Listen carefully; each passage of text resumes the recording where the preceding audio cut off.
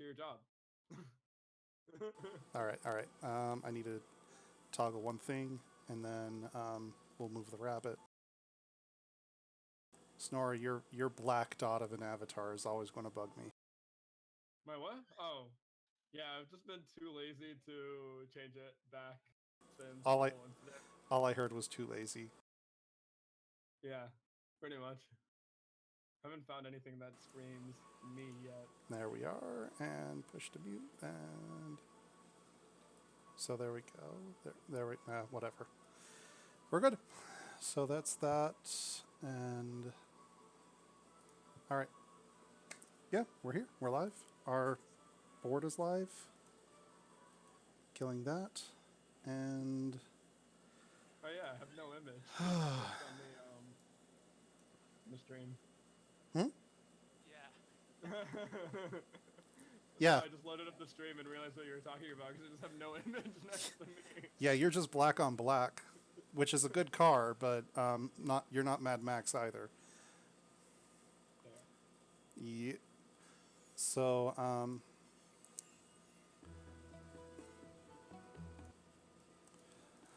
all right. So let's go ahead and get started. Come on, brain, do the thing where you think. What were we doing? We Okay. had just left the tall ferry, or the tall. Right. So let's go ahead and. Geez, that is a lot louder than I wanted it to be. Let's go ahead and who wants to recap this for us? We can do it if no one else wants. Go for it. Yeah.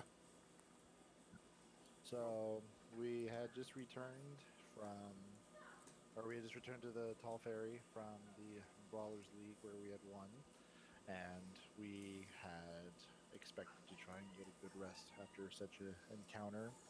Um, when we arrived at the tall ferry, it was full of elven soldiers, um, which drew some alarm from Marxus, who went hiding. The rest of the party kind of just walked in because they didn't care too much. Um, they ordered a room. Marxus snuck into that room. Grog, Mantis, and Norn decided to have a major drinking contest in order to celebrate their victories. Mogami bought a precious bottle of fire whiskey, which soon became the highlight of the night. Um, Everybody got wasted. The Kenku drank pretty much half, if not more. Got really sick, but who cares? Um, Around which time people decided they were really drunk. The barkeep was like, "You're done." Kicked them upstairs. Everybody passed out, except for Marxus, who went downstairs after hearing very broken message from the Elven army that they were moving north to find someone. And when he went downstairs, he asked the innkeeper if he knew anything was going on. He didn't. And then a slimy, slimy monster decided to walk in,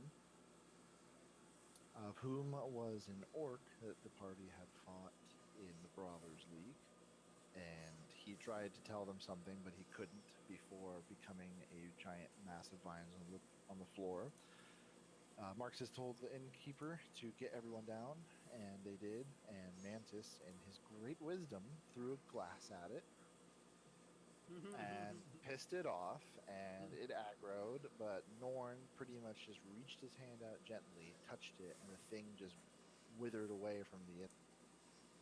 And we found a seed, and we were able to recognize that it was from the Sunless Citadel. And we realized that whatever was affecting us at the Sunless Citadel, or whatever magic was there, is not done with us. And that's how you do a recap. Beautifully done. All right. I So only complain. nice. So let's go ahead and we'll hop around and let's do some reintroduce our characters real quick, just so that we have like encapsulated for anybody that is watching session tonight. Who wants to hop first?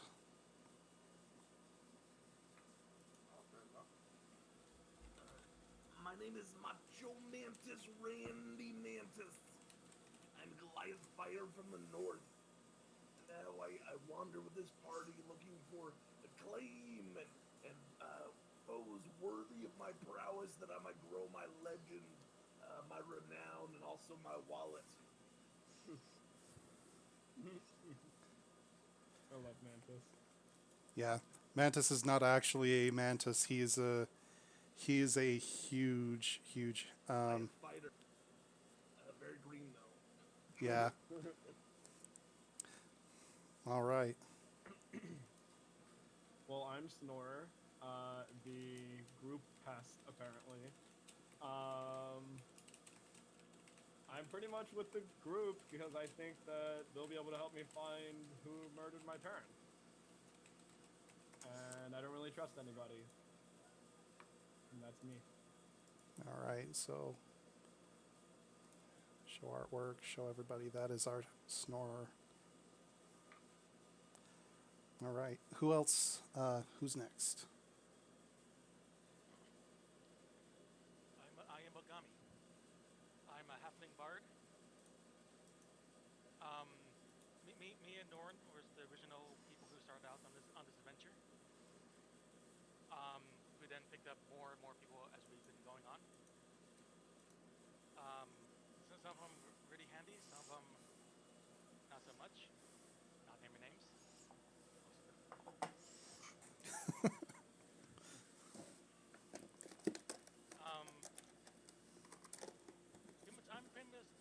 I'm technically one of the smartest people in the group, next to Norn, behind Norn actually. And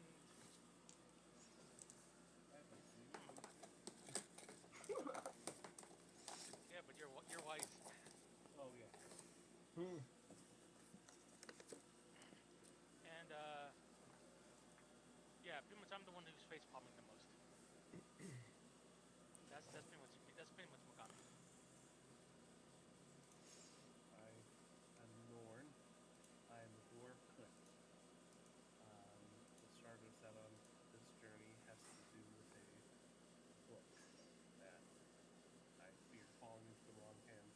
We're trying to figure out more. That's how me and Mogami first started out to figure out and understand its tone. Yeah, it's been quite a lot of fun, a lot of odd mistakes, but hopefully we'll start figuring some more things about this book out soon. All right. Next up. I am Marxus. I'm an Eldrin rogue. My motives for being in the party haven't really been clear, but I am traveling along with them. I am a bit cold and douchebaggish, especially to but I am someone who, if a fight is started, will stick it out, even if they die, which is very, All the time. very, very likely.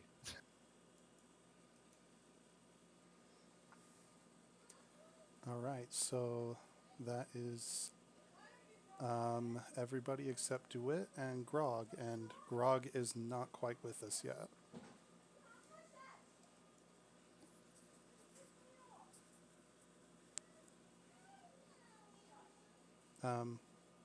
DeWitt?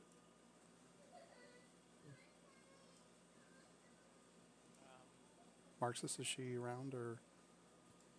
She's got a baby in her arms. Oh. Well, DeWitt, I will go ahead and do a thing then. So, DeWitt is a ranger that had shown up one night and had helped thwart off a roving bandit group.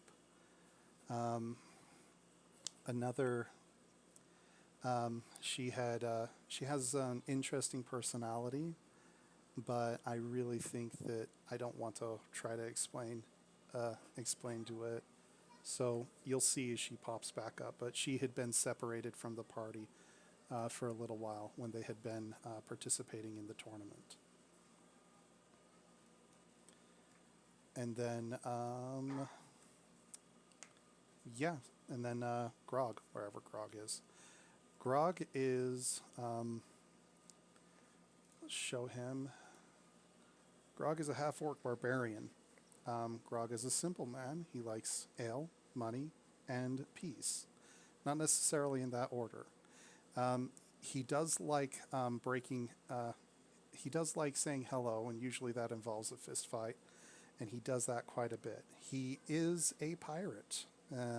He's been separated from a ship and has been getting back his leg lands for quite a bit of time, but has been with the party through the Sunless Citadel and through their journey since. And he has family everywhere. Oh yeah, he has family everywhere, which are all very funnily named. Okay, so that is pretty much everyone, I think, as far as players are concerned. Is that right? Yep. Okay, so some two real quick technicals. Hold down C on your keyboard. I've added a mod that lets you be able to ping things. This was written by one of the community members at Foundry Virtual Tabletop. So we need to make sure, always be thankful for the modders doing all the coding work that we can't or don't want to do.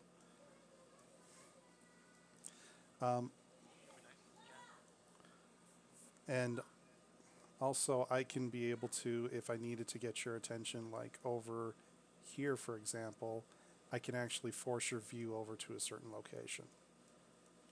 That's cool.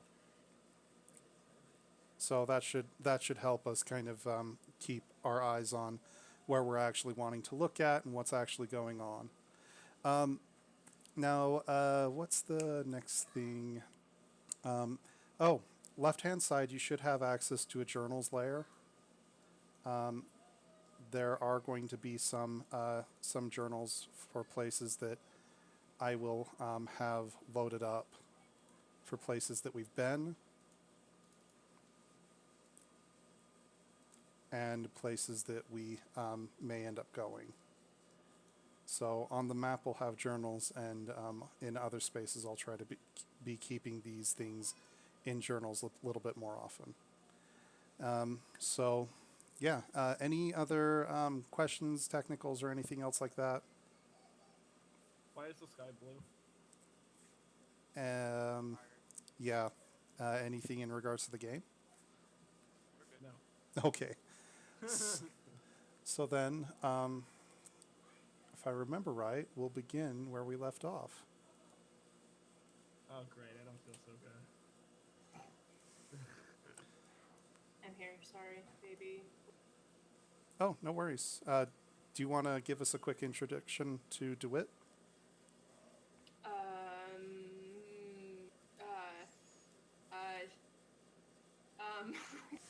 She's a human. She's from kind of the central part of the continent, from a small village over by Kymel, I think, or the Ivy Heart Thicket, around there, which is just north of where we're currently at. And she has a mild obsession with halflings and elves, but she doesn't tell people about that, but she kind of does. She's just quirky and weird, so yeah. All right. So, yeah, that is, yeah. So where were we? So, Snore, if we're just starting with the morning, actually, have you guys started to attune, like, any of the magic items that you had gotten and divvied out the prior night? Yeah, I was attuning with the sword. Okay. I tuned with my bell. Okay.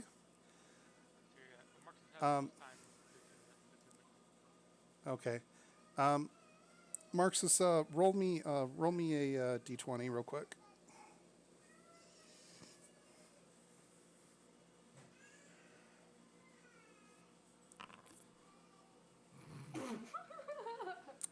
Wow. Very. Start. Oh, okay. Okay. All right. Need I me to use one more time. inspiration. You want to re-roll that? Within okay. I'm not going to stop you, mate, but go ahead. Like I ever use inspiration. There. Better. Is it? We'll find out. Anyways, so who had bunked where? I'm forgetting. I bunked top bunk.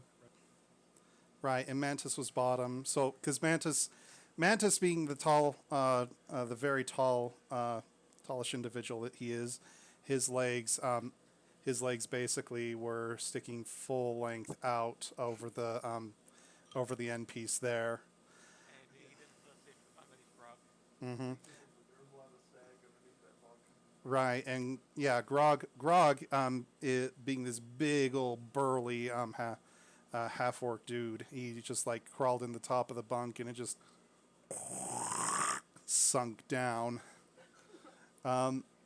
Marxus, you were just in a corner. Like were you like saddled up next to I just kind of sat down on the floor, like leaning my back like against the wall. here, there, by the door, or just like more over here? Falling over, like right there. Okay. So, and Norn Mogami, you guys were just in bunks. I forgot who was on top, who was on bottom. I was on top since I'm more lightweight. Okay. So, Okay. all right. So, Norn, we'll start this with you then. You, as you roll over, morning is starting to crack through the window. You hear the birds and such chirping outside, and I guess I can start this now-ish. So we'll go ahead and start this. But you hear the forest waking itself, birds chirping, people starting to churn downstairs, and some other noises going on. You roll over and open your eyes, and you see Marxus meditating there with a full dwarven white beard. He has a beard.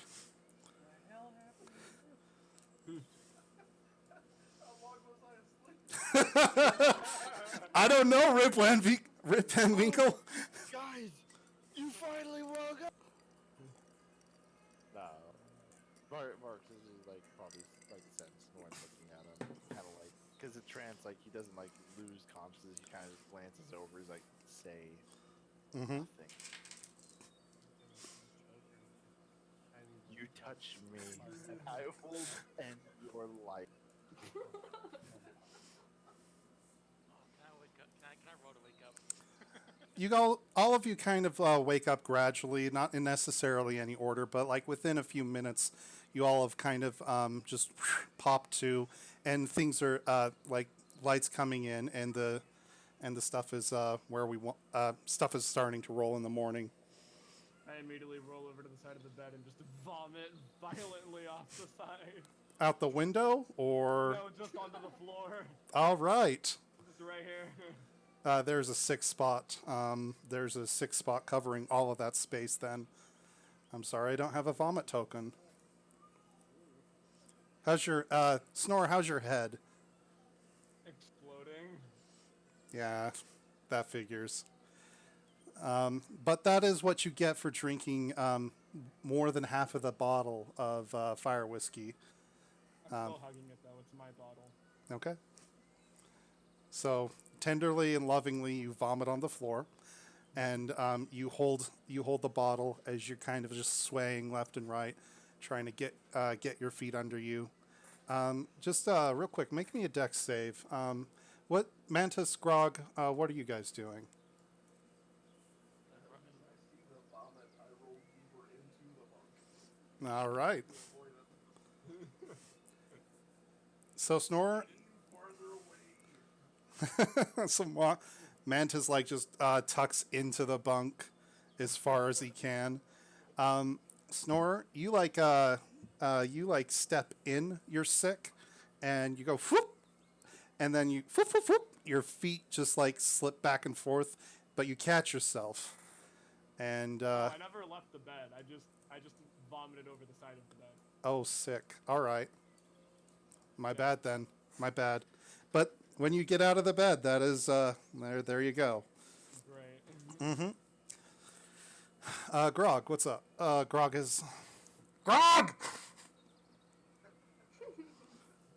Grog's snoring. Very hungover. As I'm getting up, I look over the corner, see Marxus, and see Nora just like trying to pet it. His new grown beard. I just like, hey Nora, say something to him in Dwarvish. You speak my language? I say it in Dwarvish. I respond in Dwarvish. Son of a- I look at Mogami. Yep. You. You'll thank me later. I will have you know. I pat him on the If side, you're say, my- you'll thank me later, and I just walk out. You're During my meditation, I contemplated exactly 243 ways. you're yelling this out the door as he's like walking away. Mantis. I contemplated 243 ways to kill you. Mantis, is he okay? Can you stop screaming at my head? You bird! Slam. He slams the door as he walks out. I fall off the bed onto my sick.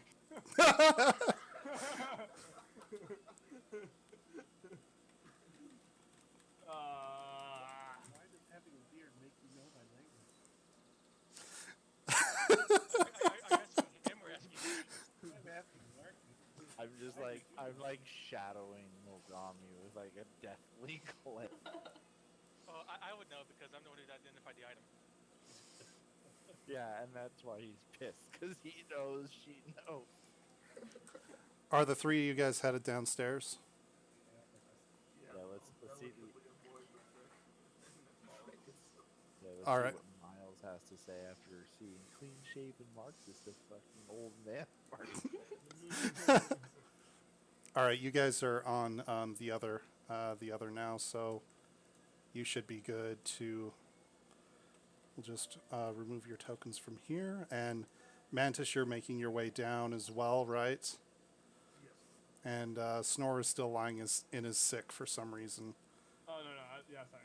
I'm slowly wobbling behind all of it. Yeah, bird wobbles. And as Snore, as you leave the room, you see Grog like reach over the side of the bed, grab the chest, and he pulls the chest up over the side of the bed, and just cuddles back in to bed with the chest. As his bunk sinks further Fucking, down. fucking weirdo. I mumble to myself. All right. But I'm too fucked up to even give a care. So, as you come down, you see that the serving girls that work for Miles are busy prepping, cleaning. They don't have any guests here yet, other than you guys, and the other guests and patrons upstairs haven't woken yet, or they're spending their time amongst their own things. But what you do see here is you see Miles, and he's sitting in the corner in the spotlight, losing his religion because of what he had seen last night. He definitely looks like he hasn't slept. He has rings and rings underneath his eyes, and you can see that there's like at least 2 empty bottles of wine that are sitting on the table. And by the way, just so that we don't forget, remember that the front area of the inn up here totally screwed up. Like you still see the vine growth and the other things that had broken through the flooring and had basically ruined the front of the inn. So business goes on, but it definitely is a bit rougher on Miles, it looks like. What are you guys doing? Here, I have a quick question. How much of this space can be repaired with mending? Let's check that. I'll pop it up and do. Yeah, go ahead and throw it up in chat. Let's see real quick. 1 foot in any dimension. Oh boy. Yeah, so you got how many of them lodestones do you got? Is there a mirror that Marcus can see? There's not like a mirror or any shined metal, but like you do find like a back of a really large spoon, and so like you can catch your reflection kind of rounded and domed in that. So like your nose comes to a point, the rest of your face kind of stretches out, and the beard just reaches down towards the bottom of the reflection.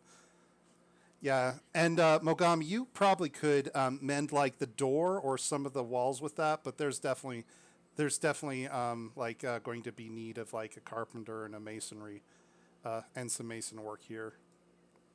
All right. I'll do what I can just to help repair as much as I can and help reduce cost of repairs and stuff. All right, that's kind of you. Let's see. Yeah, Miles from the back, even though like he's kind of in this like stupor, he looks up. He's like, "Oh, you don't need to do that." He doesn't stop you, but you can don't whatever.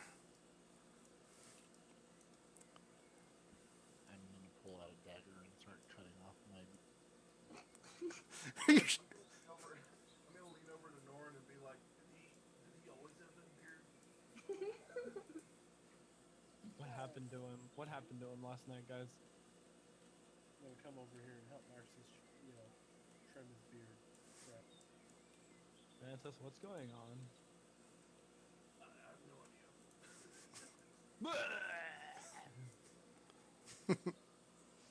How long do you think it'll take me to repair the wall and stuff?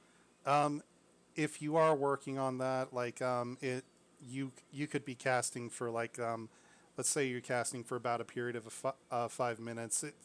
You make it so it's like structurally sound, but like that wall is like still kind of like dead vines in it and through it. Like it's not worth it's going to be more work than what you have time for. Alright, just wanted to whatever time how much I'll be working on that before I do anything else. All right. So yeah, the door is functional again because of what you've done.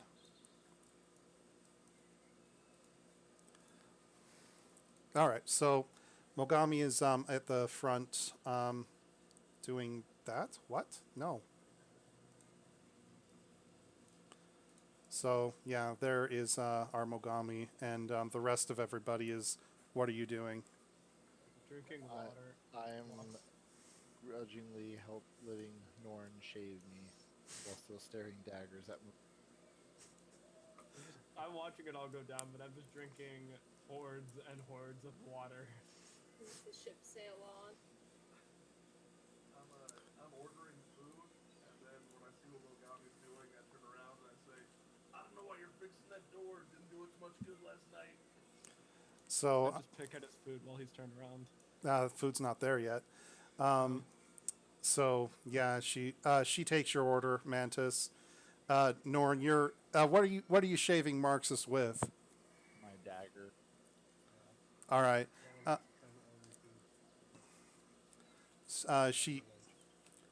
All right. So go ahead and Norn, make me just a dex check. You cut me, and Just Got him. just Got him. Got him. Got just him. like a regular dexterity roll. Got him. Yeah, yeah. Nick him. You do pretty well. Like you definitely Got the jugular. you get like all of the beard off, but like it is kind of there's like a little bit of scruffed and patched all over.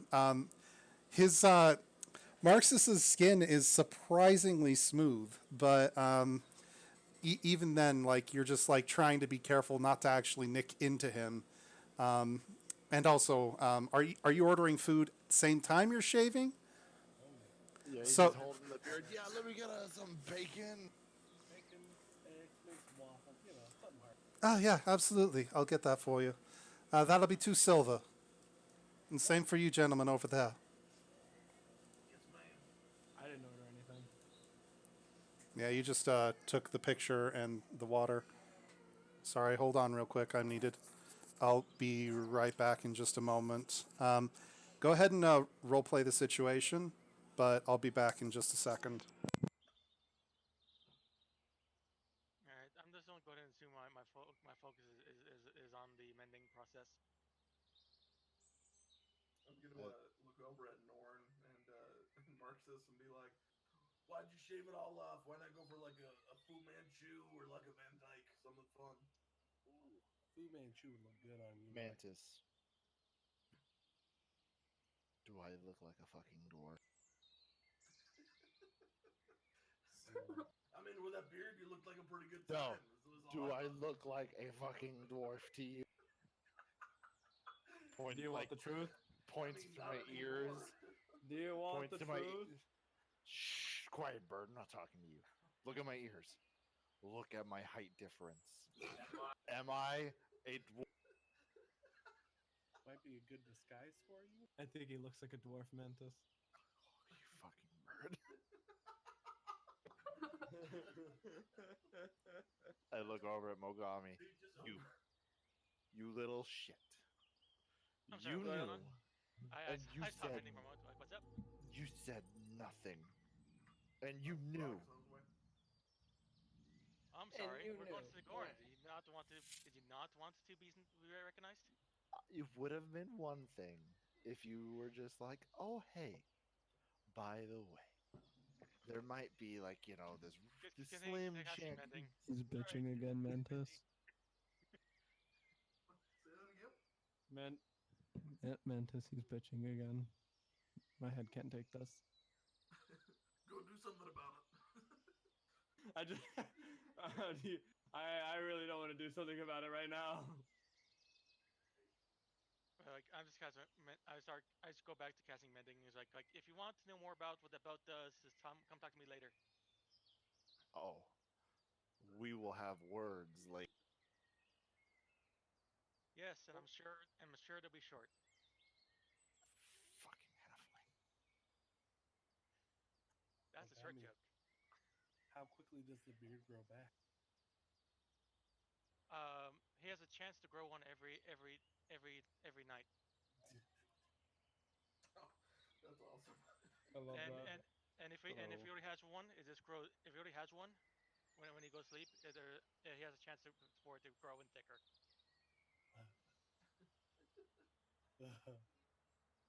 Sorry, I don't mean to laugh, Marcus.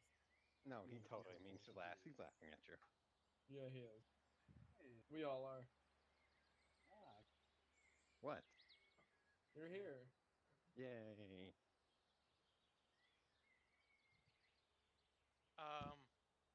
Out of character, watch your feet when you get up.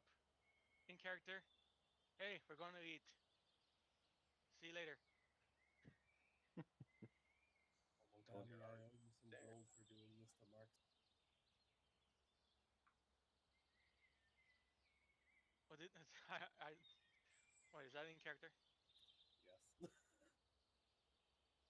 I don't know why. I'm not. I didn't do it for Melissa's reasons. You could have It warned me. seemed like a logical conclusion to make him because I didn't expect him to grow a beard like what he did. So pretty much that word worked better for my plan. So what you're telling me is you expected it and said no. Truthfully, I expected it to happen tomorrow. Yesterday was the beginning of tomorrow. No, no, tomorrow. Today is yesterday's tomorrow. There you go. Oh, great! The Goliath's getting philosophical on. But pretty much my plan was because like if you did grow in a beard by the time we got to Zagorn, I have a pair of robes which we could easily just disguise you as a wizard. Ha! That'd be perfect. No Put one him will be a looking pointy for hat, they'll be fine. everyone's looking for a roguish young sharping looking elf. Not for an old wizard that's cranky. No one's gonna find him if they're looking for a young elf. Do elves even grow beards, Mark? No, See, perfect. You will blend right in. or Yeah, it'll he's stick just a out like a dumb-dumb. sore thumb. It'd be a medical marvel. It'll be beautiful. It'll be amazing.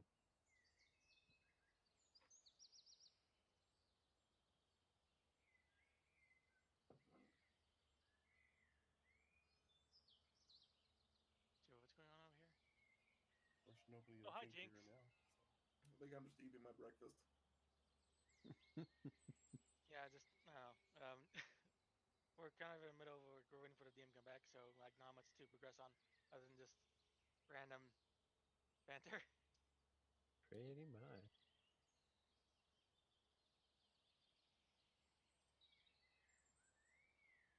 I'm very sorry. My little boy was literally having a meltdown. If you've ever Well, if you've ever tried to de-escalate a toddler, it's kind of like trying to walk someone from jumping off of a building. It's like trying to put out a fire with fire. Mm-hmm. You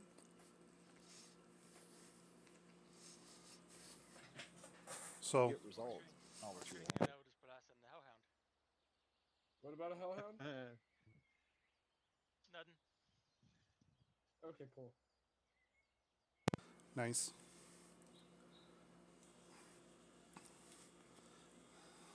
Oh yeah, sorry, Yeet. Thank you for the bits. ooh, I did a new overlay for this type of show, so there's still some bugs there. Sorry.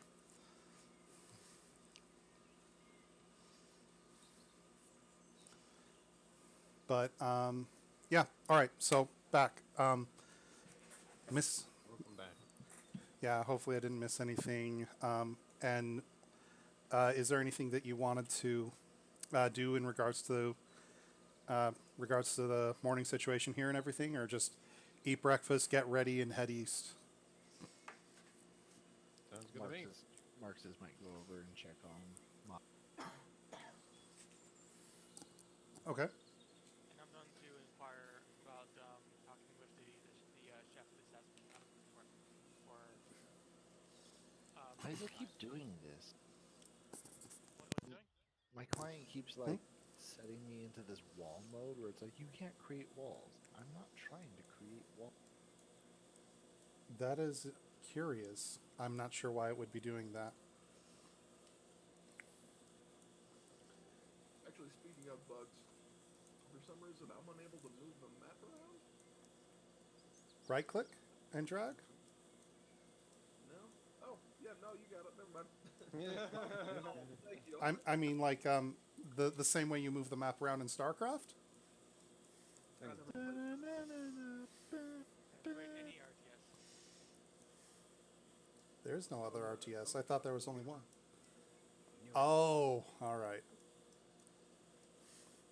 It's okay. We understand. Mice are new for some people. But buttons are hard. Dab. So many of these things. What's all this? All right, Marcus, back to you. What are you doing? Miles is still looks up at you as you're walking up with your now somewhat clean face. He looks behind you though, and looks at the pile of hair that you left on the ground. It's just like, whatever. Can't make the place worse of a mess. You should probably stop drinking, Miles.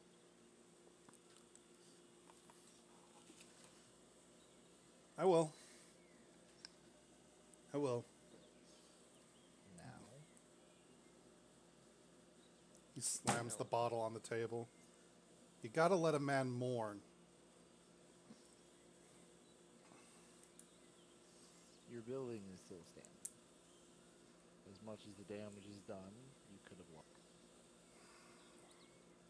I know. Don't drink yourself to sickness and lose business because you lost it before. You can fix it. See him. Are you trying to persuade him? Sure. Go ahead and try it.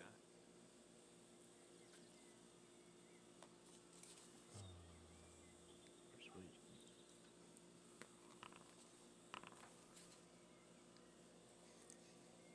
Not bad. He visibly calms, and you see some of the tension that was in Miles' body just like let out as he relaxes. And he puts down the wine bottle and pushes it back away. Damn, lad. Yeah, you're right. You're right. Gods. It could have been so much worse, yeah. I know. Thank you again. I do owe you a debt. You owe me nothing. Just offer haven when we come. And that you'll always have. You owe me nothing except for a place to stay whenever it feels like. I literally To be fair, he's an inn, so that's part of the job. That's not asking a special. It's okay. I want to sleep here when I come in here. Yeah, for free. For free. Awkward penguin meme. I think I'm pretty sure what he meant by that is like, like the door is always open and welcoming warm. I don't care what he meant. What he said was, let me come in for free. At least the halfling understand. My cousin's 17, for no reason. Anyway, Marx is kind of like Yeah. bows his head a little bit. He's like, "You take care of yourself." I will. He just slams his hands down, pushes himself up out of the chair. Damn. Time to get to work. Have a tonic. Get yourself up. And he gets things rounded back up and starts doing his business. Anything else you guys are wanting to do while we're here? I'm literally just having a bird bath outside to wash away all of my vomit. So you are. All right. Marx is gonna go outside and check the pyre where we burned the abomination, just to see if like anything weird is kind of. Oh yeah, that was like somewhere around here, I think. Me and my bottle of whiskey are having a good time. So Marxus, you walk out. The morning is actually pretty nice, but it's headed towards overcast. You look and you see Snore like in the water, just like crouched down. Snore would, how do you wear your pants? Kind of question. Did you take off your clothes to bathe bathe here, or are you just kind of doing everything with it on? It's all on. Okay. I don't give a. I'm like using this as like. So me you bathing, splash but it, also splash me- in the face, kind of clean no, off. I'm like full bathing and also doing laundry at the same time. Oh, all right. So everything's Everything gets clean. so. It's not the bread bath. All right, it is now. So yeah, Marxus, you see him like noisily going squawk, squawk, and just shaking back and forth. as he's head back, gurgling some water, spitting it out, cleaning himself, pecking under his left and right arm. I'm also washing my bottle of whiskey while we're here. All right. Empty bottle. Yes. So, Marxus, you look over the pyre and like it is smoldering and smoking, but yeah, it does not seem like there's anything else that's actually here that would be causing it to. Like, it doesn't look like it's going to spread. It looks like the air and space is wet enough that the fire is just going to be out. But you don't really see anything else in here. It's mostly ash and just morning leftovers of the fire that you'd burned last night.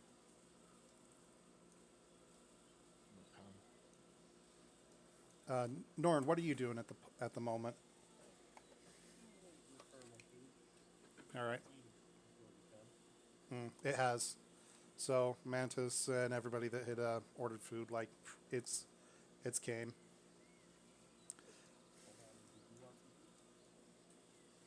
I'm actually and what's this just for brevity. Um, I want to ask him if I can talk to the chef to possibly get some like just cooking supplies, utilities, and um, like like like a pretty much a basic dummies course for cooking. I don't want because I don't want to waste too much time on this for everyone else. Yeah. We don't have. It's just Miles that you're talking to. Like him and his other are the only people that are working right now. We have some stuff in our larder that I wouldn't mind letting go. Yeah, and he gets you set up a gratis for what you guys had done last night, but you have probably about 3 days worth of food that he's given you for some cheeses and breads and other types of things. But it's but like, yeah, he has that and then some vegetables that he just kind of pushes off towards you. So yeah, that's about it that he offers. Bad Steam, stop poking up. And I guess I'll also ask if I could buy another bottle of fire whiskey. Another? The Kenku took mine in the night. Okay, yeah. 2 gold. I'll go fetch it. Okay, I place the gold on the table. He palms it and leaves your view for a minute and comes back with another bottle. All right, here you go. Take care of this one. Thank you. And make it last longer than a day. That's the plan. What's here? Oh, did I get like a cooking utilities as well? Like any spare like cooking utilities? I can cover you for cost. I have some stuff for you, but they don't have it. Not that I have to spare. Miles answers you back. All right, that's fine. Well, thank you for everything. Oh, the sound is. How low is the sound?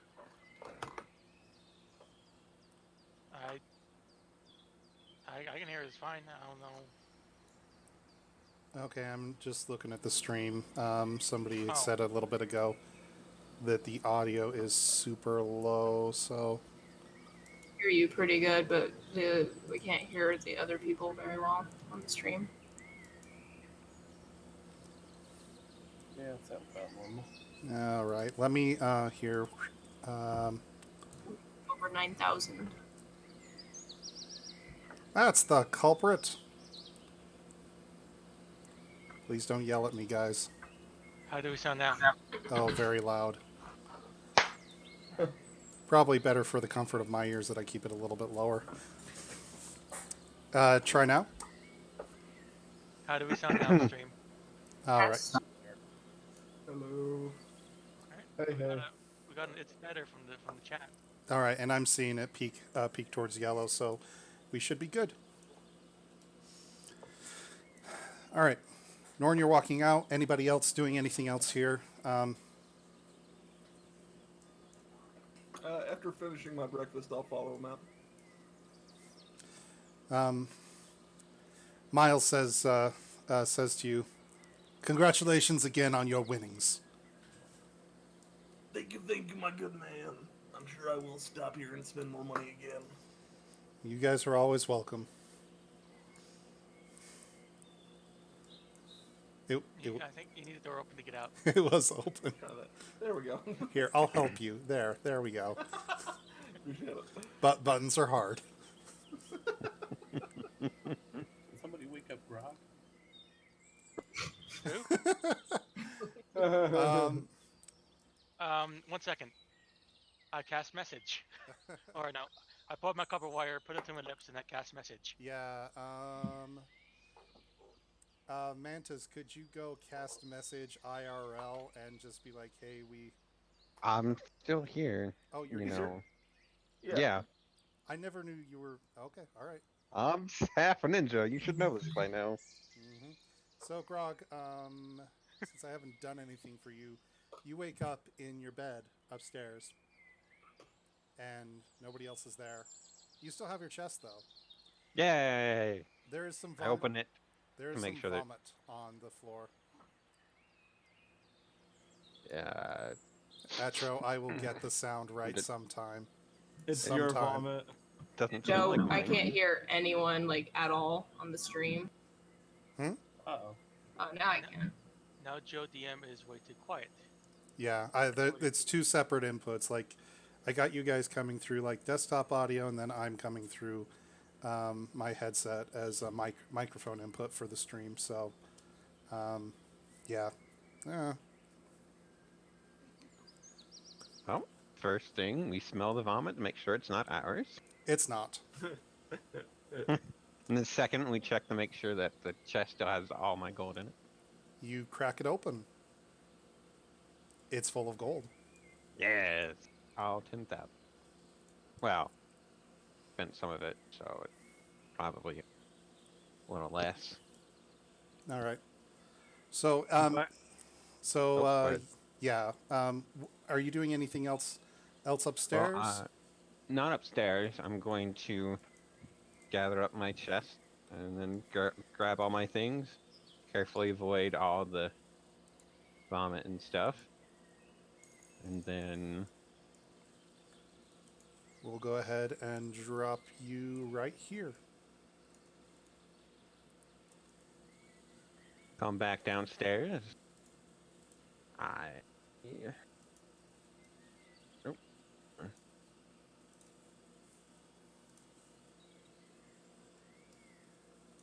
Okay, and then I will head over to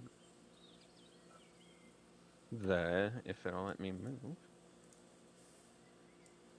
Yeah, try moving down one and then over.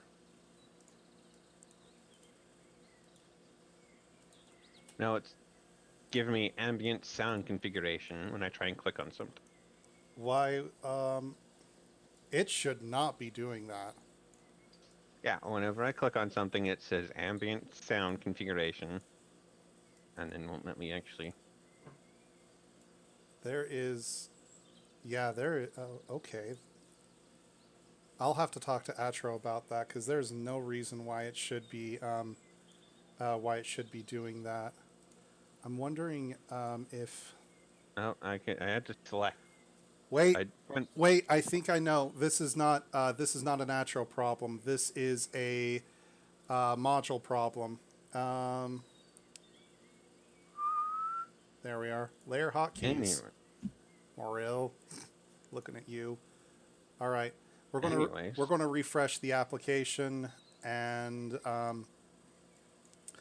Try your WSAD now if that's how you're trying to move. It works now. Okay, that's why. That makes so much more sense. I had a module enabled that was great for editing because it basically hotkeyed out a lot of the left-hand navigation items. But apparently that wasn't permission sensitive, and so it was also affecting anybody that only had player permissions. Oops. Yes, actually, yeah. Sorry, Atra, just saw the chat. It is. That is exactly what it was. Well, coming down the stairs, kind of shaking my head, I walk over to Miles and ask for a few things. One, Miles, I need a cup full All right. of some sweet whiskey, a shot of grease, a egg, and some bread. All right, coming up. He mixes and preps that for you. I then thank him kindly, place some money on the table, and then chug it, burp, and then walk out the door.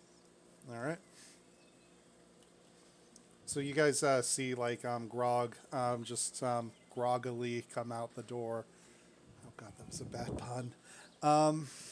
Hey. All right. It is now the daytime. What is your guys' plan?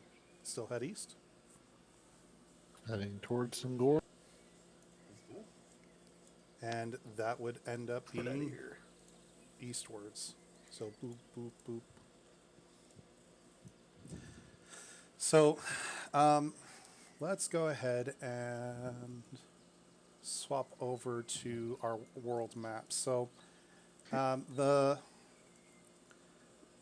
map icon, the flag is where you guys were with the tall ferry, and Singorn is basically like about 40 miles away from where you currently are, roughly. So as you guys head eastward, eastward through the forest space, you're just following the road along, and that is you travel half the day. Anybody wanting to do anything as you're walking along the road? I'll be I'll be talking with Norn about events that happened, and Go possible ahead. theories about the book. Yeah, go ahead. Go ahead. And I'm just gonna listen in. All right. So you three are sticking close together. I assume Snore is kind of just hanging back, I'm like about 10, yeah, I'm 15 hanging feet. back. I don't want him to know that I'm just like listening in on what they're saying. But yeah, I'm listening in. All right. Roll me a stealth check on that then. All right.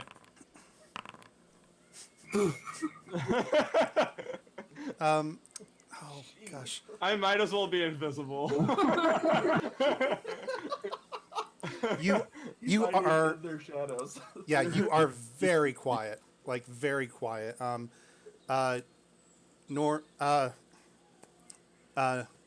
Mogami, unless you're actively looking for him, you wouldn't have noticed Snore kind of getting up behind you and listening in on what you're talking about. Anyways, go ahead. I'm not actively looking, so that'll be under my passive perception, and just no way. But yeah, pretty much, just for pretty much, I tell him about what happened to me after I went through after I got teleported by that statue.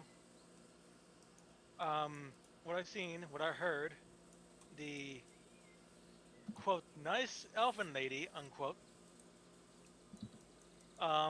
And then of course me running away from said quote nice elfin lady unquote. Returning with them, seeing her again at the victory meal thing, and explain and talk about the notes that I found that I grabbed when I was running. Wait. You saw her at the victory meal? When She was the blonde elven lady that was there. in the with background. the with the guy. Yeah. Oh. What about Huh. the notes? I'm curious about the notes. Well, hopefully they talk about them. I guess yeah. Ever peeking bird.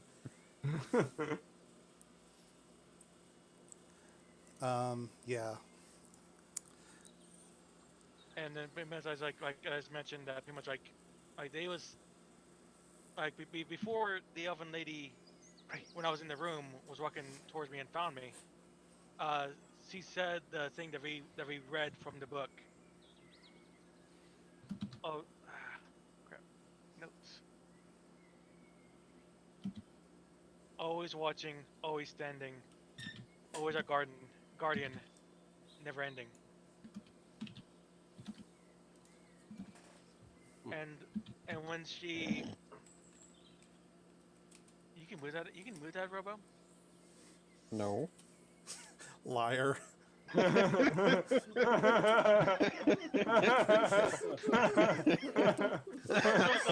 flag going over the place like. And that's why we paused the game. It's like, did we get lost? What's going on here? You like went around in a triangle and now you're lost in the Sea of Thieves.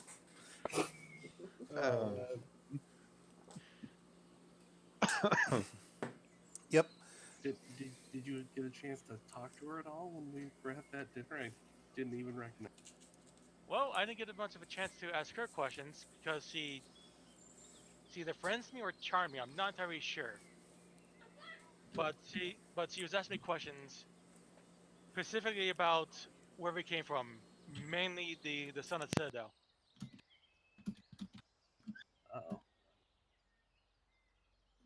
You do remember specifically that she had asked about the fruit, and she was really wanting to. Seems like she was wanting to know the location of that fruit. If you remember back to the moment you had reached into your bag, and you had grabbed at the fruit. In the pressure of the moment, you don't remember what had happened with that. I should probably double check that. Even though out of character, I know like right now I'm being watched, but I was like, well, I don't know that. I open up my bag and take a look and see if the apple's still there. It is pretty rotten, and while there's still seeds in here, most of the apples kind of shrunken and starting to turn to mush. I tell him that the apple is rotting.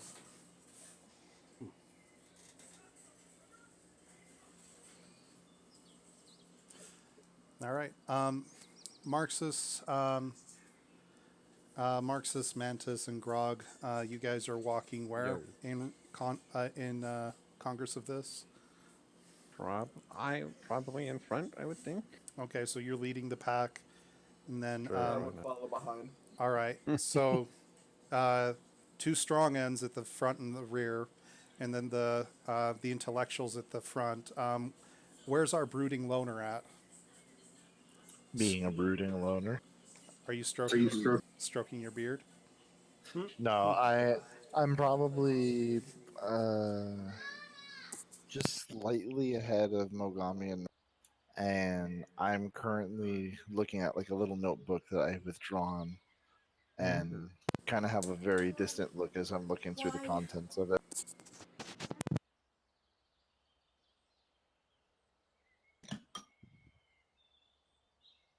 Probably going through the Okay. So multitude of weapons. yeah, as you look through the book. All right, hold on, guys. What was that?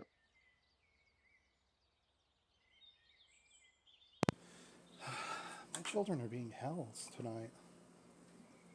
Little bastards. That's what they are tonight. They're Get it normally from really your good, dad. except for when I'm streaming.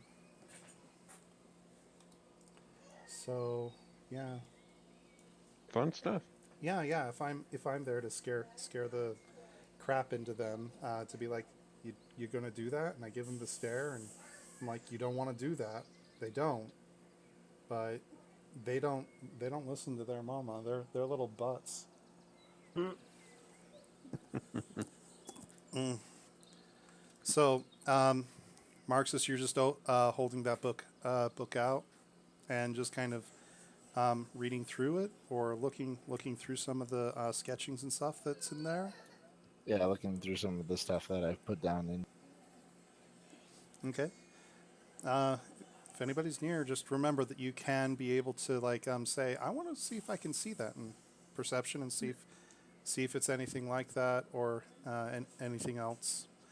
But Screw it. You know what? I'm gonna try and peek at him. Do it. At the Dude, book. I'm way Busy. ahead of you.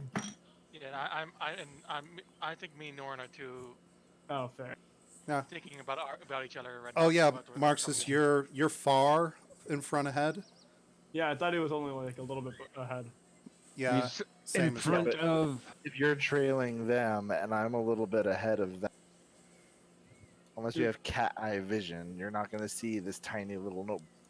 he only has bird eye vision, so all right. So that I'm is. going. Sorry, Greg, go ahead. I was gonna say I'm going through the various weapons I've liberated from people, and then amongst these things I find some kind of personal note amongst them. Okay. I don't think it was from me. I think it was from a dead body. Picked it up along with a hand crossbow string. Oh Yeah. yeah. That note. And just going through my stuff, and they find this paper. It's like, huh, what's this say? Crap. What corpse did you pick that off of again? I'm trying to remember. I think it was the one that was whoever had the hand crossbow and the string. That was. Oh, darn it.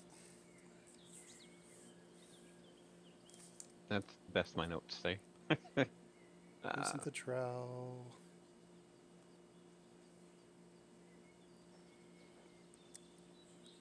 Yeah, there it is. What languages you read? No?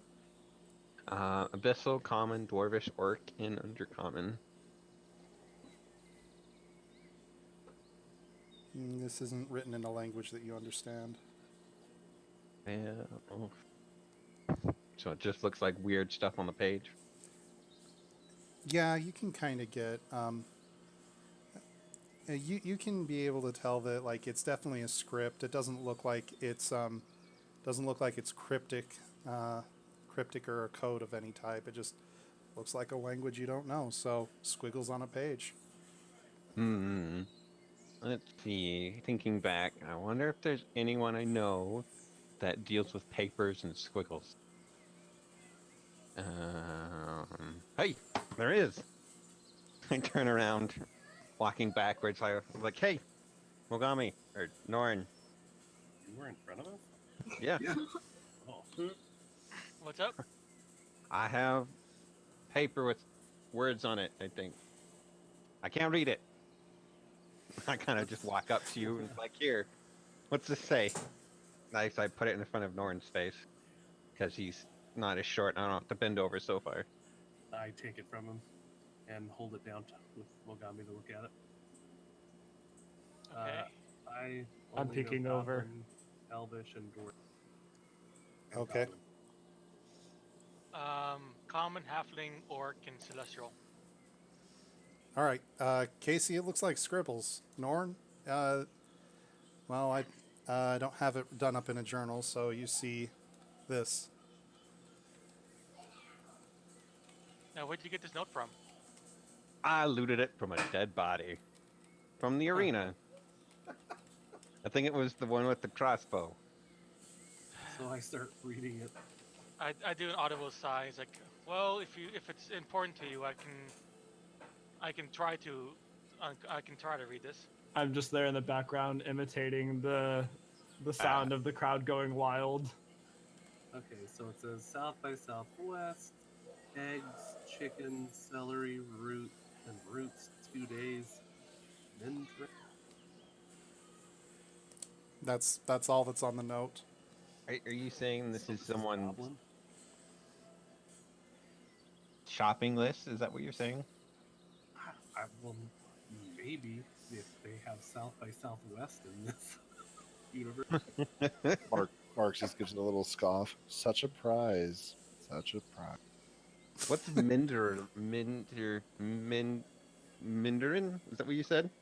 Good Min- job on the Mind, English. Mindarin. Shut up. To you, Norn, it seems like it might be just a name. Could just be a name. I mean, this might be a shopping list like go South by Southwest, find the person, buy this crap from Mindarin. But Yeah. that's okay. Oh boy. Well, that sounds boring. As I walk away, and just leaving the note in your hand, just kind of walking away. Pocket is scrap extra paper. And then I pull out a javelin and start kind of twirling it around in my hands. Give me something to do while I'm walking. So it looked like a parade coming down. Yeah. Pretty much. It's like, hey, gotta keep busy. Just grab a javelin and start. I start juggling my battle axes. And speaking of interesting things, you guys continue to go eastwards along the road for a fairly unproductive morning, it seems. This is a good chunk of your day, and let's go ahead and we'll make this active and do it. This is where I'm probably going to stick you back into the world, if that's okay. Do it. Do it.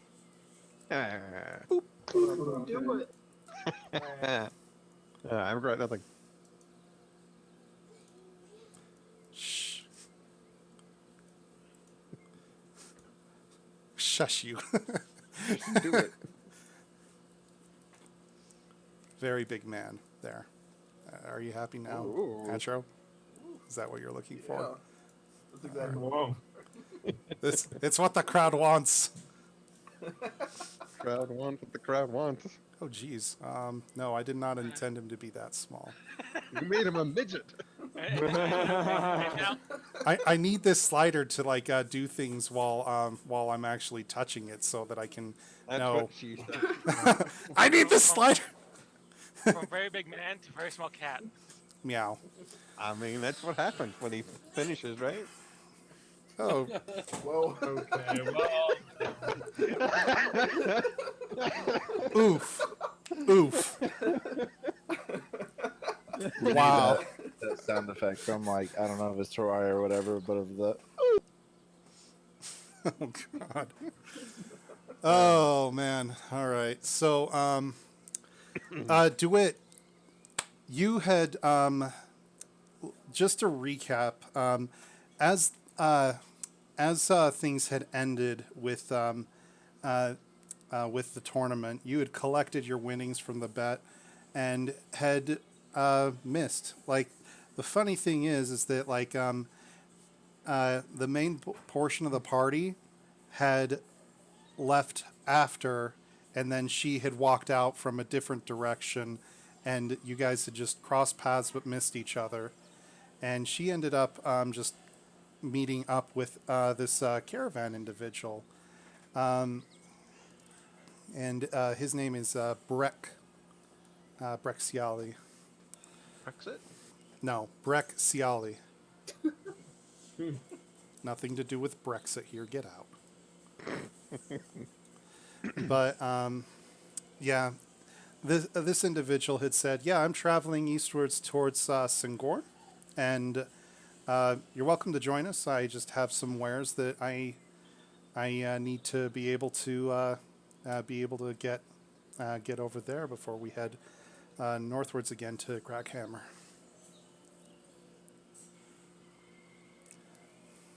So he has invited you to travel with him. Okay. I'm sorry. Do I talk normal? Like I'm.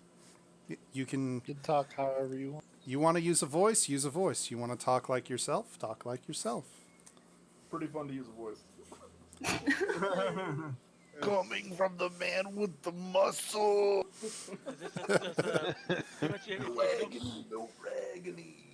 if you don't feel comfortable with like role playing really hard, you're fine doing your own voice if you don't feel comfortable with doing it.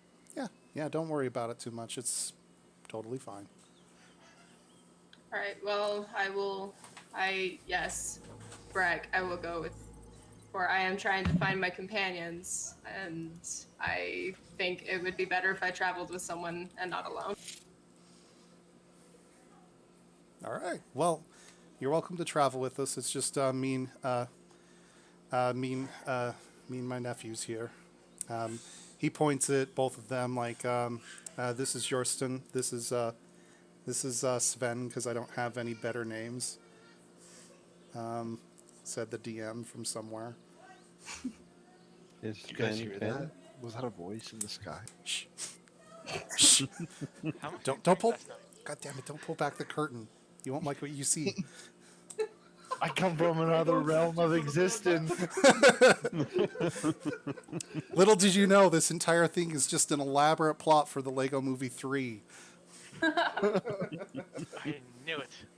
Mm-hmm. So, yeah, Yorkston over here and Sven over here. Yorkston is like both of them are pretty well built, but they're both also young. Like you can definitely tell that this is them working for direct family, trying to be able to establish themselves in their father's business and their family's extended business through travel and trade. And so, yeah. As that is, so he's talking. You guys are traveling as you're going eastwards. So where are you coming from? We came up from the crossroads. Actually, the Silvercut Crossroads. And that is, you're probably fairly familiar with that space. At least that's where we usually hail from as far as our space. Roll me let's see. What do I need? I just need a... Yeah. Morgan, come here, please. A history check.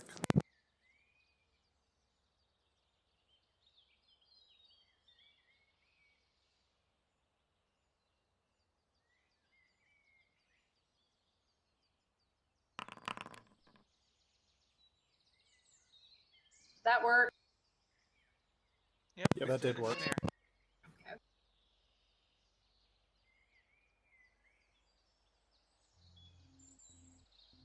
All right, so, oh, hold on.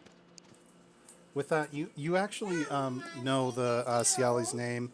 They are a trading family that has themselves fairly well established in those spaces. So you're familiar with them. You've heard of them. You know that family's name. They're known to be honorable and trustworthy people and good traders. You know, I've heard of you guys. I actually hail from up there, from a small village nearby Kaimel. Oh, really? Yeah. I've meant to travel that way, but I haven't had the opportunity to yet. It's a beautiful area. I haven't been there for a while. And what brings you down here? I just wanted to go and explore. You know, you grow up in a small village for a while and you don't see much. Yeah, I definitely understand that. Don't you as well, Sven? He got the itch to travel when he was a kid. He actually, he ran off when he was 4. We didn't see him for 6 months. You're kidding. Where did you go, Sven? The Sven turns around. I actually didn't go that far. They just couldn't find me. We had a granary that was about a mile south of us, and I actually hid out inside of the granary during the off season. Just snuck out at night, went back into the kitchen, stole food, went back out during the day. It was hilarious. When I came back out, they did, and As he's telling you this, Breck actually kind of looks back over, and he's just like, "Really? Damn boy, you had us riding north and south for weeks." This was definitely like, an old tell.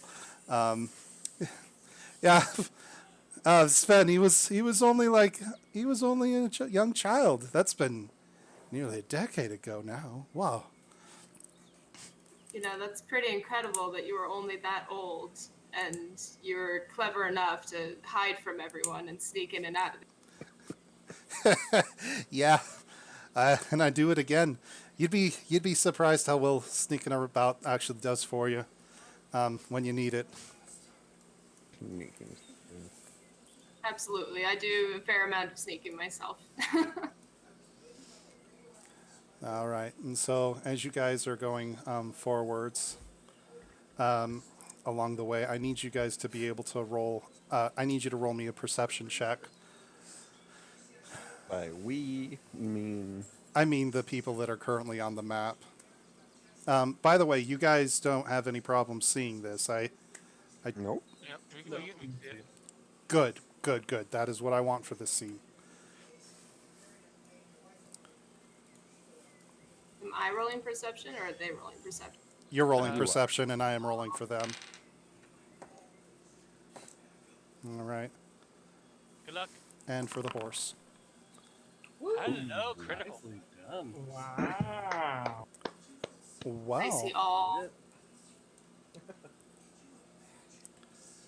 Well, as I found my friend. do it as you are rolling that. You're talking conversation. All of you guys are like looking around. The cart's moving forward. They're just keeping things on track. When you look through the brush on the left-hand side, and you see a thing lying down low in the bushes. It's a yellowish type of creature, and it's fairly ugly. Marks, how did you make it over there? Oh, what the? You Oh, see, it's kind of Click cute. says the bug. It is kind of cute. different campaign, mate. Wrong time. Different campaign, different setting, different world. All right, Yeetus, we'll see you later. Thanks for joining us tonight. Do I know if is that the only thing? Well, you see it. You see it hiding over here in this space, and it's just like low inside of the grass. But yeah. I quietly I stop talking and I whisper to them, stop for a What is it? I see something over there. Just give me 1 second. Can I tell if it's hostile?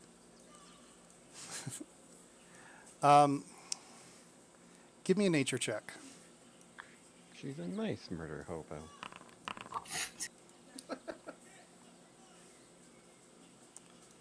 All right, yeah, it's a bug. You know that. Yeah, you know that it probably could be hostile, but you haven't seen this type of species before. Don't judge the book by its cover. Like Snore does. And just throws bolts at it, whatever he wants. Okay. Is this a dog I just met? Throw an eldritch blast at it. Hey, I just met you, and this is crazy. But here's an Eldritch Blast. Oh my gosh. Please So don't call do me that. maybe. Go to So hell, fight me, maybe. So please don't kill me. All right. Calm down. This is duet scene. Okay. Can I do animal handling and check its intention? You certainly can try. Do it. Do it. Do it. You. as you step forward to go into the space, you step off to the left of the cart where you're at, and you start heading forward. The thing actually like ducks around the tree and charges at you. Oh shit. Roll initiative.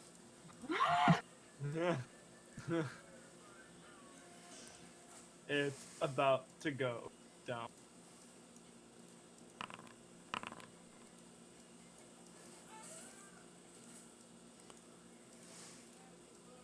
Can I yell at it? Wait, little guy, I don't want to hurt you. Yeah, sure, why not? Yeah, sure. Why not? Lick, says the bug. Shut up. Okay, and I'm just going to roll one initiative for the group of guys. So we'll just go off of Breck. So let's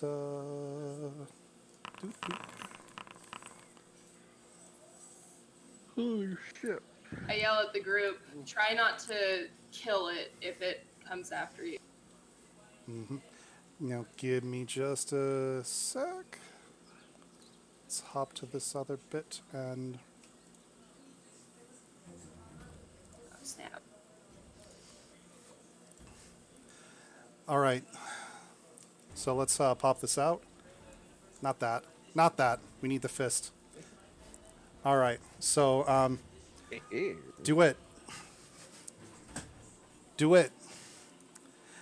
Yeah. It's faster than you. Ah, shit.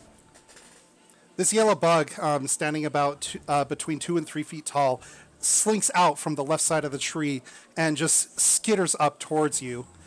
Staying in the shade of the trees, it goes to strike at you, and as it does, 9 to hit. 9 does not hit, does it? What's your armor class? Do it. 14. Lucky. So lucky you. As it like dives down low, it comes up quick as a snake, and it just clamps left, clamps right with its claws. You just go, whoo, and you step back, shifting your body to the left, and dive out of the way of the blow. You now immediately know this thing is not friendly. Oh shit, son. Do it. Your go. Okay. Since he's in close combat. So do it. In your turn, you have, just as a reminder, you have your movement, which is 30 feet, I believe, for your character. You have an action, a bonus action, and a reaction. If you're looking at your character sheet on D&D Beyond, there should be a tab on the right-hand side that will show you by actions what is actively going on. Okay, when I click on it, right? Yeah. If you click on it, it'll pull out the tab to the side, and then we can use the bit to be able to roll back into the space if you're needing it. Okay. I reach into. I grab one of my daggers, and try to swing and attack. Okay. Do I press the Beyond 20 button? Yeah, that's going to send it over to the VTT. Not the damage. You need to roll to attack. What is it doing here? Sure. So here, hold on real quick.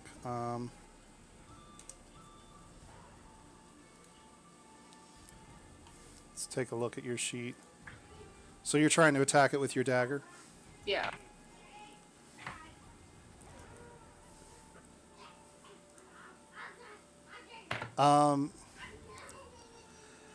What weapons do you actually have equipped? Because you don't have them ticked in your, so... Oh, she has nothing. Oh, do I have to tick them? Yeah, you need to tick the weapons that you want to have active. Go ahead and refresh or reload your page. You should now see that you have more action showing on your action tab. Oh, I see. Okay. So the box to the left on the equipment is actually going to show whether it's whether it's actually been done there. So for your stuff, if you actually, if you actually do dagger and then you say beyond 20 now or display in VTT, that should roll. There we go. That's much better. So yeah. So 25 to hit. So as you dive out to the left of this thing, let's see. Did I?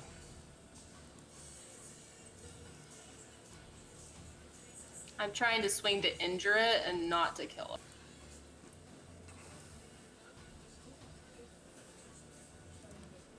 Owner, HP, update token. All right, well, you hit it. You hit it and you sink your blade into it. It's not a lethal blow, but it does hurt it a chunk. This thing is a lot stronger than you had initially guessed. It seems like its hide is pretty thick.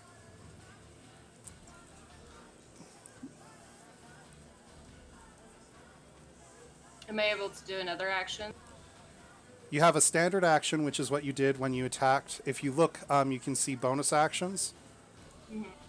And then you have two-weapon fighting that you can use as a bonus action, or Hunter's Mark.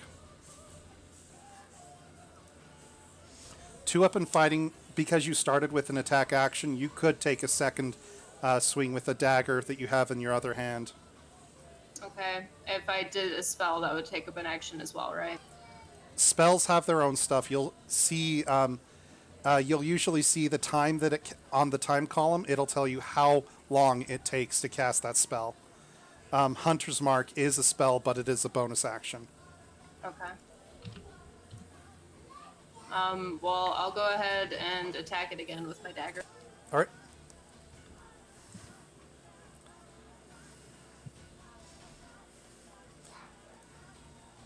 Critical miss. So you strike with the first dagger, pull out, and you go to strike again, and you hit it in its claw. It actually takes and swipes away at your blade to force it out of the way and leaves you wide open. You're staring directly into its beady eyes, and it back at yours. The thing is evil. Well, I don't want to save it now.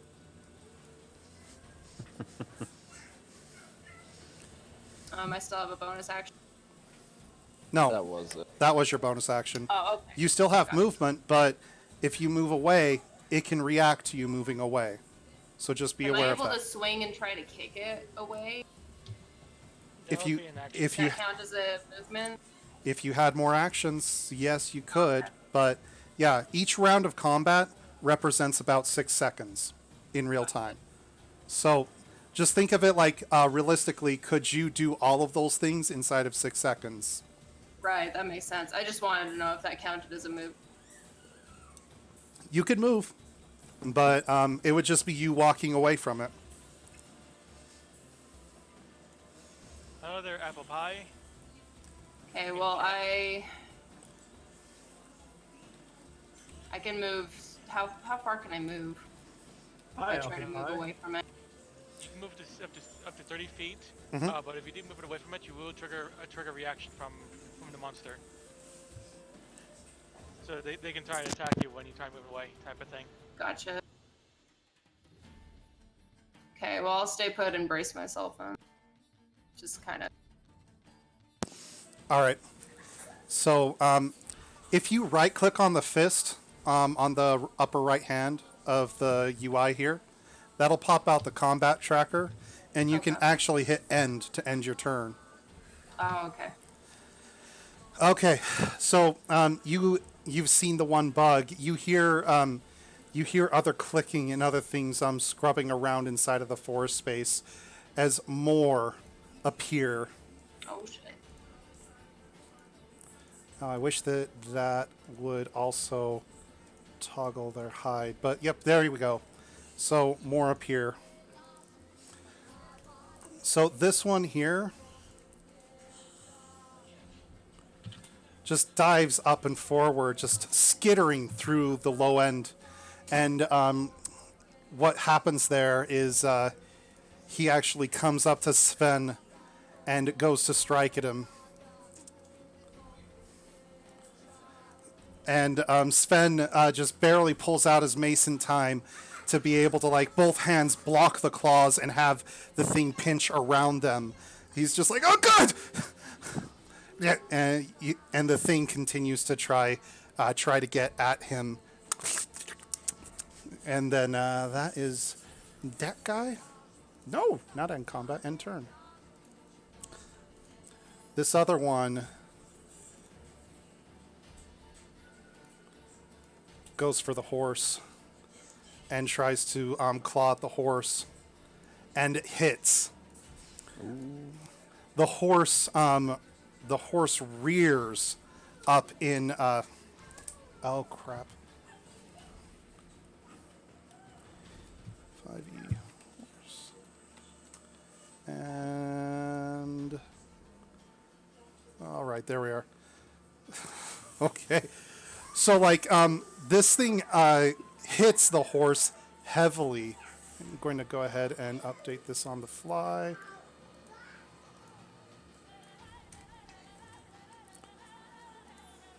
Update token and... Not the horsey.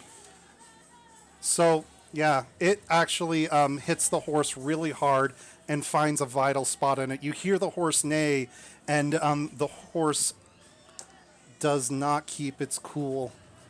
The third one that's here... Actually, the third one that's here, along this space up here, he just disappears.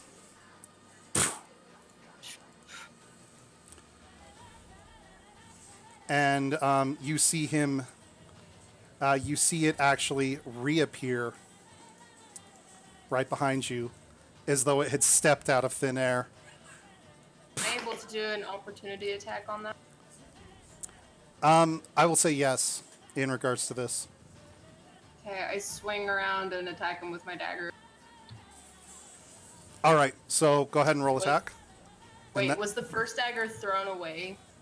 No. By the other thing? Okay. Unless you said, I'm throwing this, then... No, I was just wondering if he grabbed it with his claw and flung. No. Oh, so you swing back to hit him. You swing low, swing wide, hoping to be able to catch him. It is not where you thought it would be. And with that, Breck sees all of this happening at once, and you see the panic as you're swinging back. Used to combat and the hustle and bustle of the battlefield, you actually feel a lot calmer in the moment. But you look back and you see that Breck, his eyes are full of fear, and all he does is he yells, "Yost, get the horse, get it safe, Sven, keep him off." And he starts to run back and away to try to get help. So, like, he runs back this way, and as he does, the creature swings again to try to hit him, and deals and cuts him direly.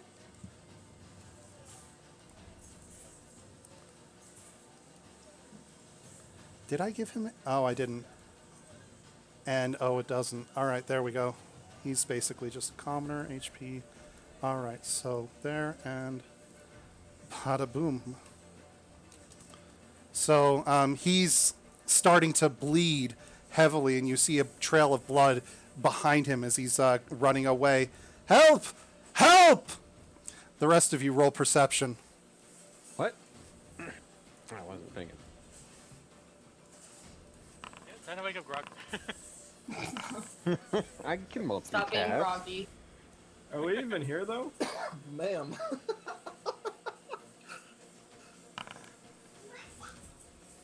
Wow.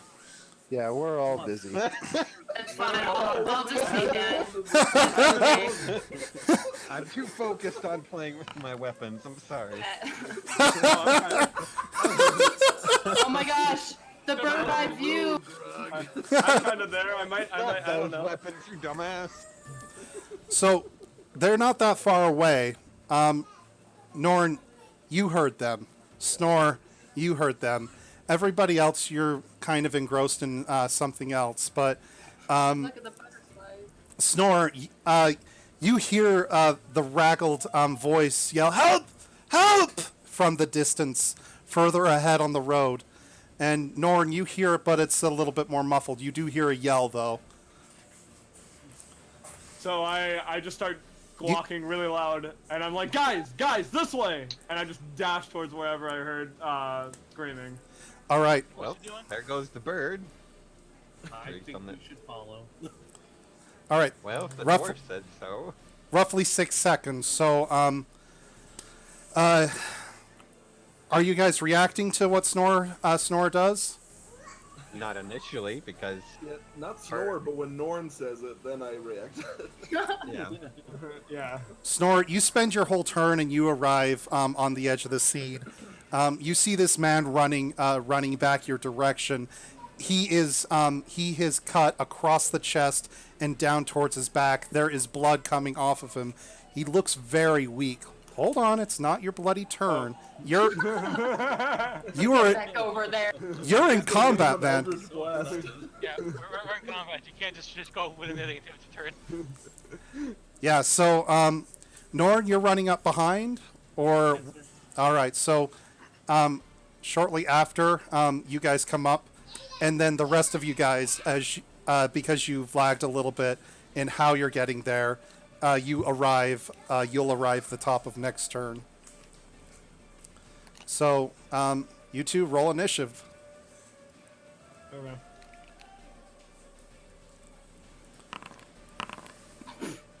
Nice job, Nor. Snore, Wait. Ready. Every Ready time for I, this. Snore. Oh. Are yeah, you I'm on the tracker? You're hitting on the initiative, on the dice icon. Yeah, it says every time I press it, it says cannot add initiative to tracker. No token is currently selected. On my end, it ends up rolling, but I guess it's not coming through for Oh, you there guys. it went. Yeah, I'm not sure. I just did it for you. Oh. All right. I saw 3 of his rolls. I see the rolls. They're hitting chat, but they weren't being picked up by the initiative tracker.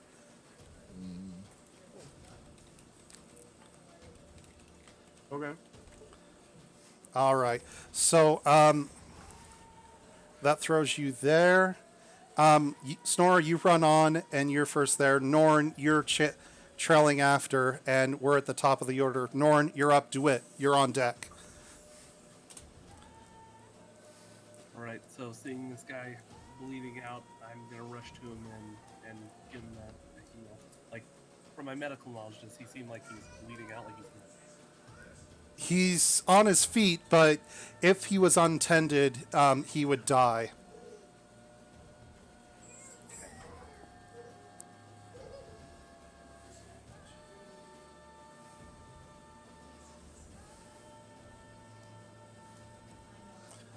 So I reach to him and touch the wound and do cure.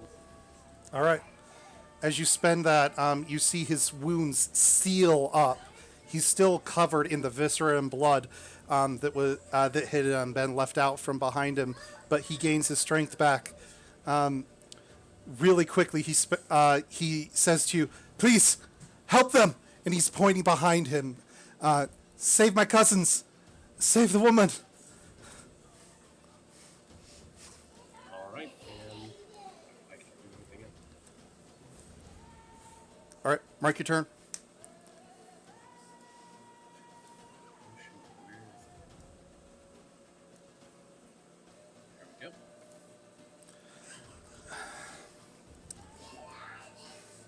go. Do it. The one that's directly in front of you tries its best again to get a good strike at you. Here, hold on real quick. All right. All right. He hasn't spent that. Yeah.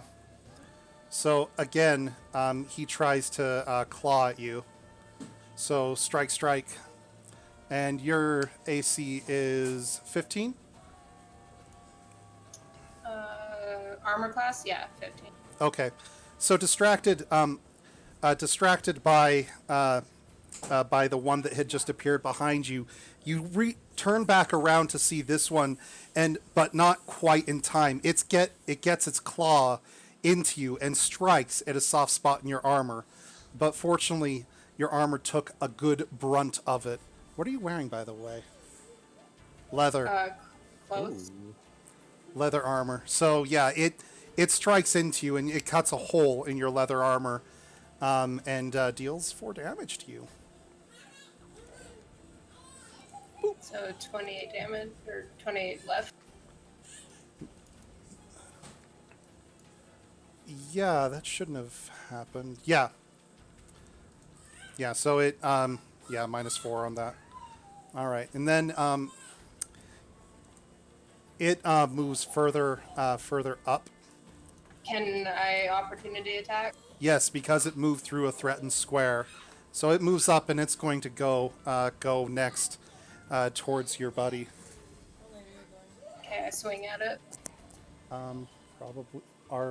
Probably hour and a half is our goal. All right. 16 you hit. So like it hits you and then it starts to slip low and by and you're able to get it. Uh-oh.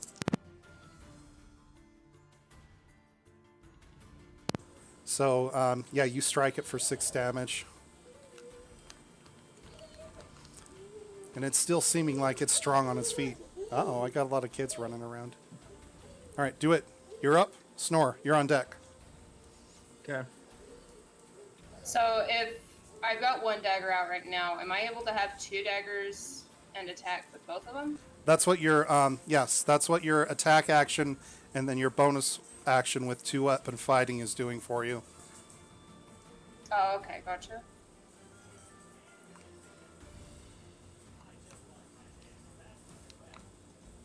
Would my Hunter's Mark be immediately available if I used it right now? Yes, it would. But that's a bonus action to spend it. Gotcha. You have 1 bonus action per turn, or? Yeah. Yep, 1 bonus action, 1 action, and movement. Uh-huh. And the reaction is per turn. Or combat round. Did I do that right? Yeah, so you cast it. Cast it. You choose a creature you can see and mystically mark it as your quarry. The one that's running away from me that I've been fighting. All right, so like looking at it, you say, what are your words? What do you say? Oh, Doesn't matter. It's just fluff. my eye has you. You are my quarry. You will be ended.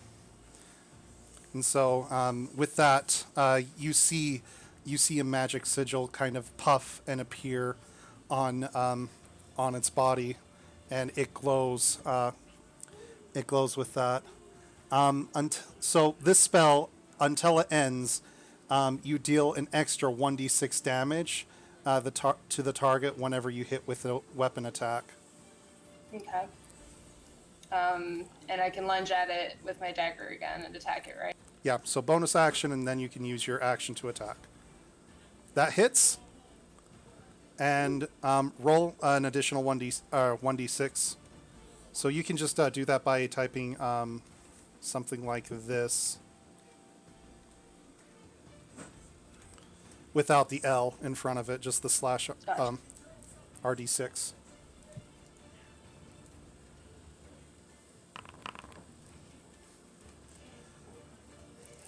So your spell took purchase, and as you go to stab it, like your right arm as you're going down curls up, and you find point in purchase where the spell has guided you to be able to strike at a vital point.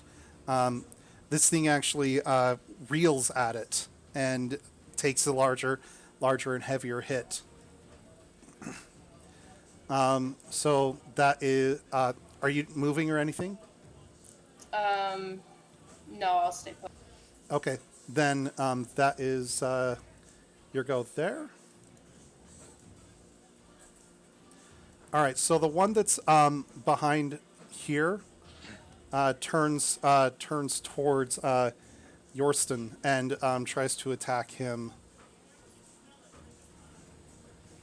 and hits. And so yeah, he takes a fat 5 damage, which is quite a bit for him. HP 10 to 10. Yep, there we are. So,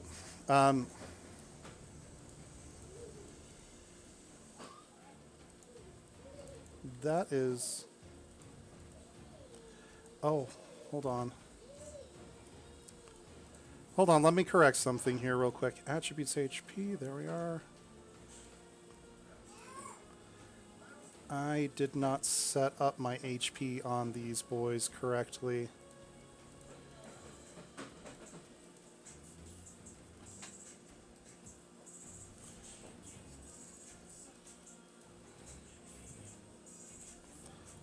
All right.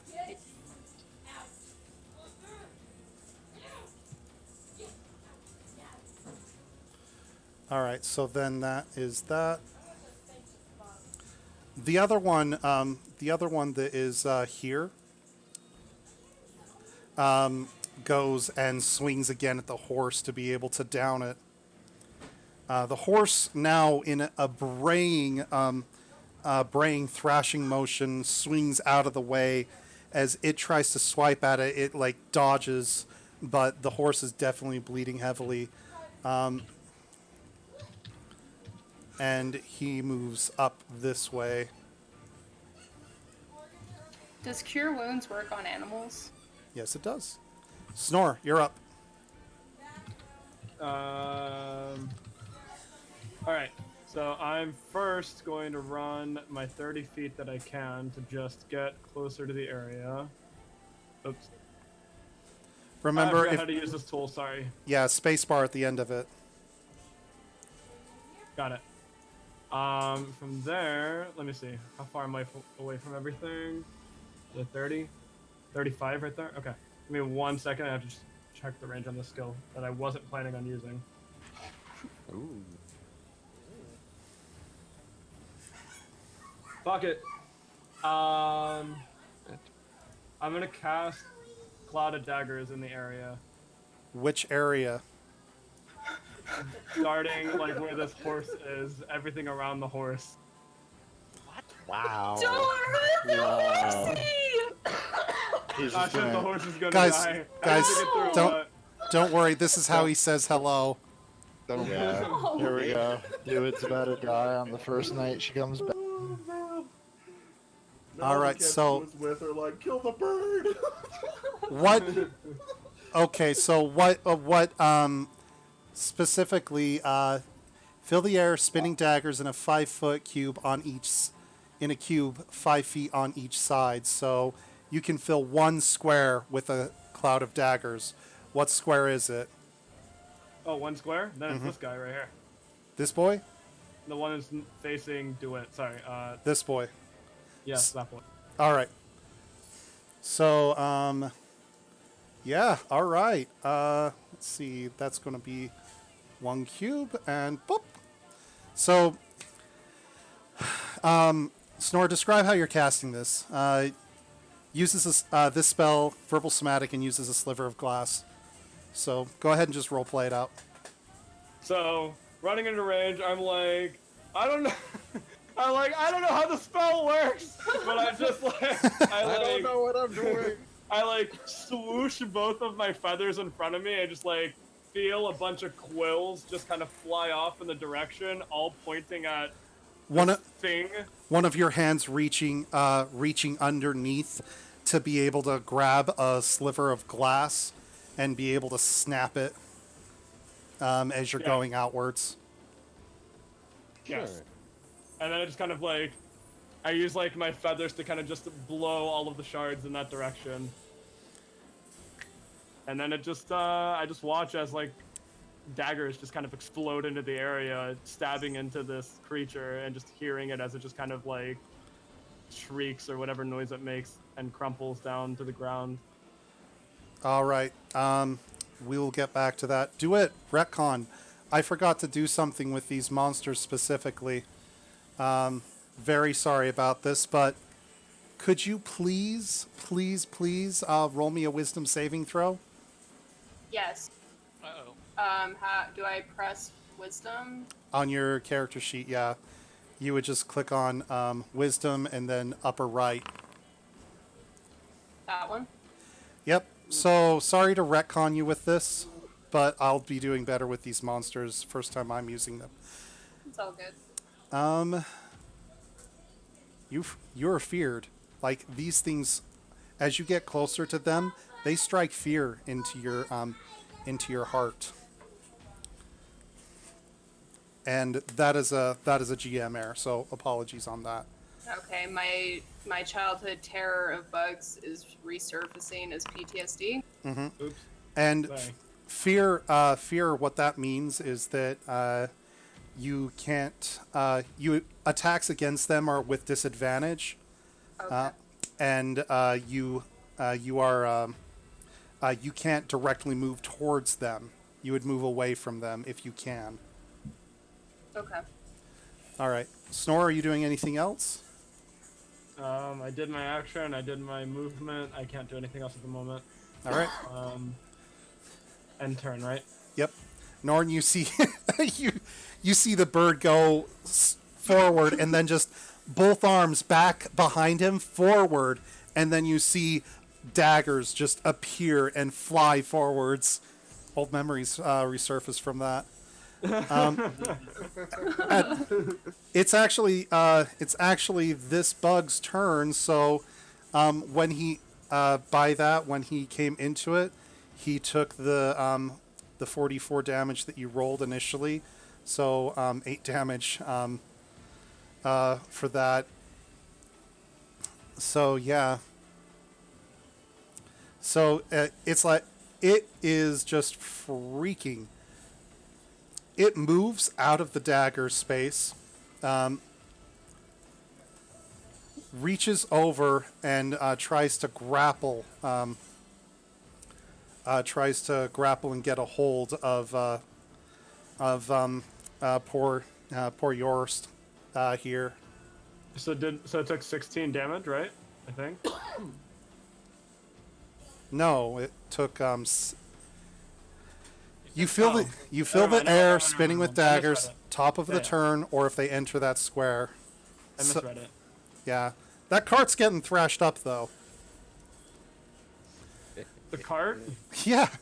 Yeah. Well, whoops. Oops.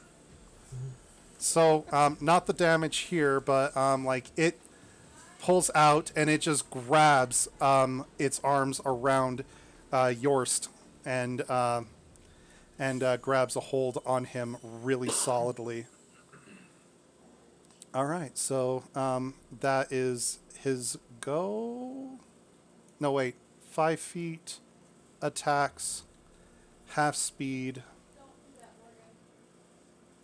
He can move back this far, and he starts to drag him along and away, away from the crowd. Now, guards react. So first we'll go ahead and react up here. So first, wisdom saving throw. And oh, he just barely makes it. He's just yelling back at the thing and trying to get away from it, and is not able to get out of the arms of the thing. This other individual, Sven, keeps his mantle about him and tries to hit back at the individual. Let's see if I have a mace for our friend here. Items, mace. Boop.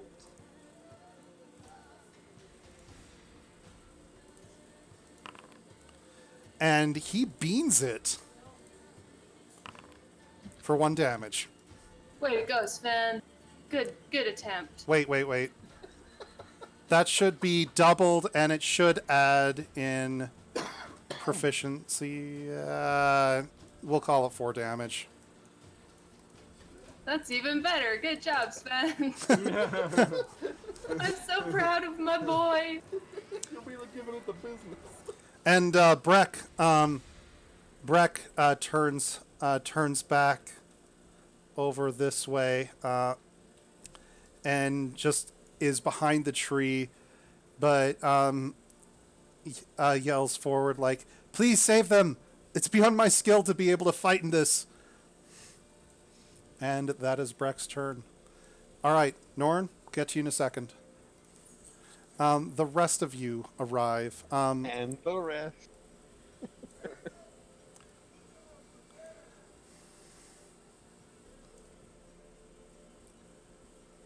Can I look around and try and see if I recognize anyone? So, what running order would you guys have been in? Like, actually, here, just roll me Dex, a Dex roll, all of you guys, just an ability check. 7. All right, Marxus would have been ahead, followed by Mogami, and you two are just in the back, tying up the end. So, let's go ahead and get you guys added to the initiative order.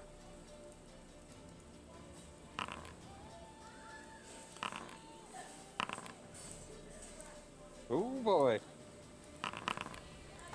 Croc's always got to be on top. All right. If I'm not, well, I was going to say if I'm not, I'd squish them, but I realize I'm on top. Grog, you still carrying your chest of gold? Of course he is. Yeah. All right. Movement speed is half. I mean, Well, it is like, apparently I can't place it anywhere else, so I guess I have to carry it in my hand. well, you don't have a cart. Could have bought a cart. Yeah. Regrets. I got that deep pockets. I'll be fine. I don't think they have cards to sell at the Inn Rosette. All right, Grog. So, Grog, you run in with everybody else already there. All of you that just arrived, roll me a perception check.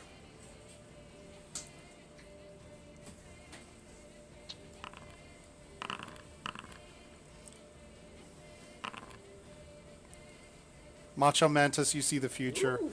Yeah. First time ever. But all of you all see what has been described before and what's going on. You see the trail of blood leading back this way. You see the individual being carried off, and you recognize this human ranger over here that is in the midst of these things, scared out of her wits, but holding her ground. Or do with, some would say. That was terrible. That was amazing. F's in chat for the horrible puns. I'll do it next week.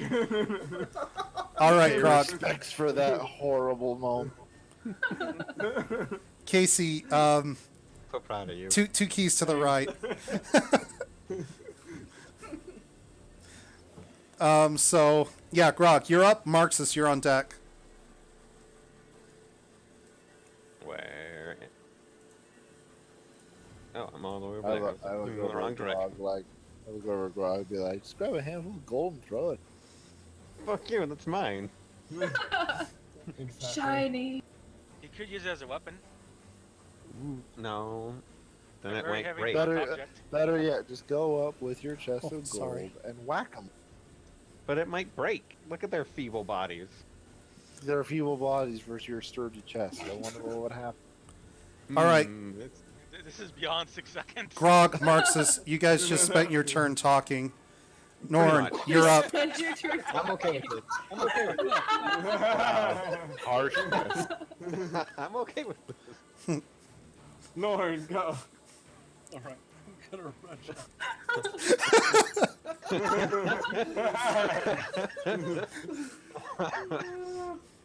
I'm gonna inflict some wounds. I'll remember this joke. This would be like one of those games where it's just like Marxist remembers this. Wait, no, Norn, what are you casting? Yeah. Accident to inflict wounds. You're casting Inflict Wounds? Yeah. Okay. All right, so that is just a touch. All right. So yeah, go ahead and that hits. Describe what you're doing. Bad touch. So this is the one that's carrying away the guy, right? Yes, this is the one that's carrying away the one individual who you don't know what their name is. All right. So I run up and punch it in the face, saying, "No, you don't!" And yeah, cast a spell. As I All right, and no, it didn't. It takes some heavy damage. You take and palm heal into its chest solidly, and you see like a burst of viscera blow out the back of it as it takes 10 damage. What? Doing anything else on your turn? No. All right. Do it. You're up soon. And so, yeah, this one that was facing over the other way turns back and gives its full attention to you, DeWitt. It looks at you. You see it go chitter chitter in its buggy language, and then what you see is it just poofs.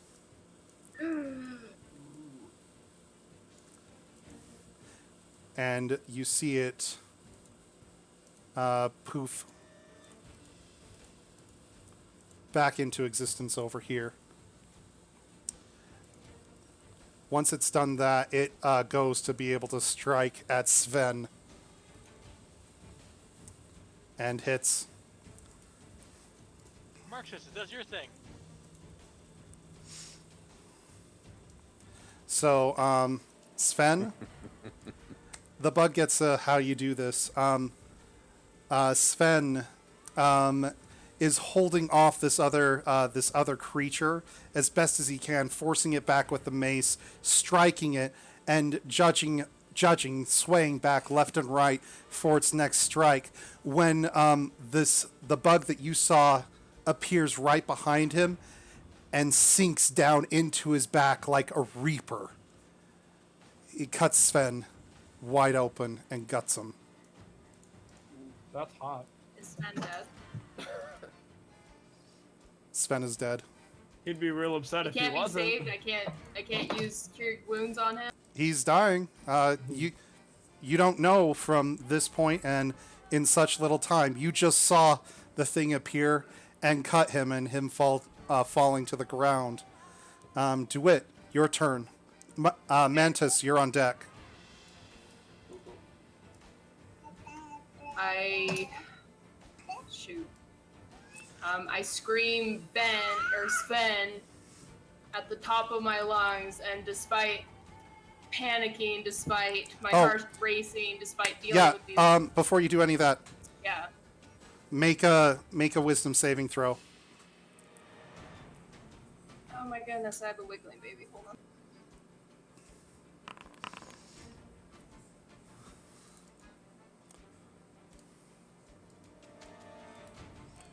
You shake off the fear. Seeing this shocked you back into your presence of mind, seeing what it's done. Okay, I race over to Sven. Over the horse? Make me an acrobatics check. Okay. He trips over the horse. Out of the car. Trips over it.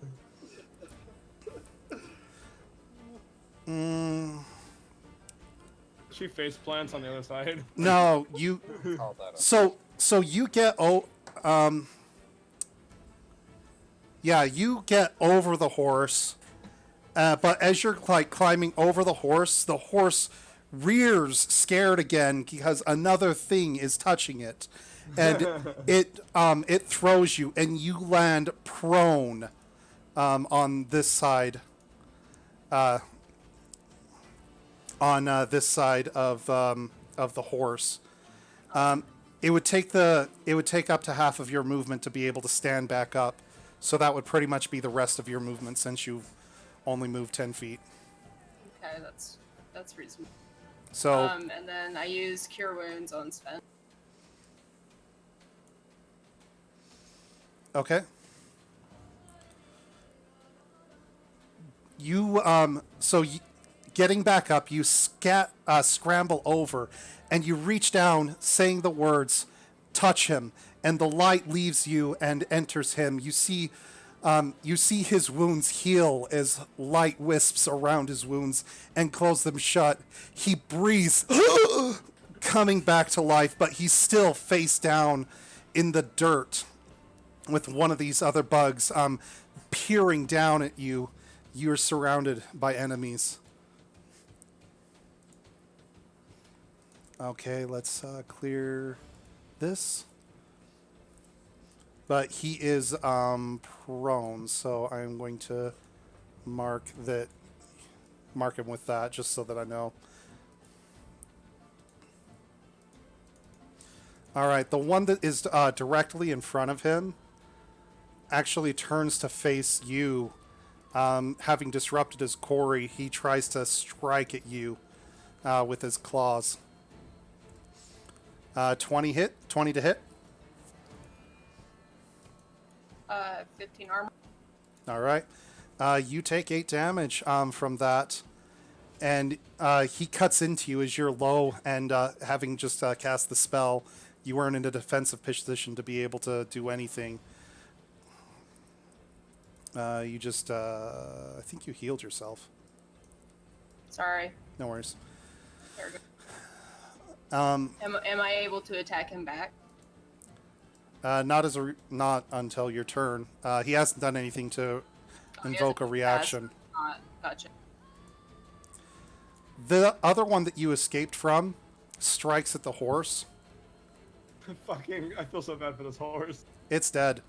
Oh, well, by horse. Can I save the horse? Like, No, it you comes just down save yourself. and cuts the horse open, and blood sprays everywhere as it lets out its last whinny. Mantis, you're up. Snore, you're on deck. Aye, aye. Here, so I think I'm going to just jump over Mogami. Oh, come on, let's be honest. You're just going to walk, step it's not over gonna take him. Much. Yeah. I mean, I can move freely between you guys' legs without impairing my wind speed, so you shouldn't be. It should be the same way around. Yeah, you're probably just going to step right over the top of Mogami. Mogami, don't look up. Someone's want to show. And then if I take the dash, if I take the dash action, how much extra movement will that give me? That would be an additional movement speed, so you would have another 30 feet. But that is your action. All right, I'm willing to take that. Perfect.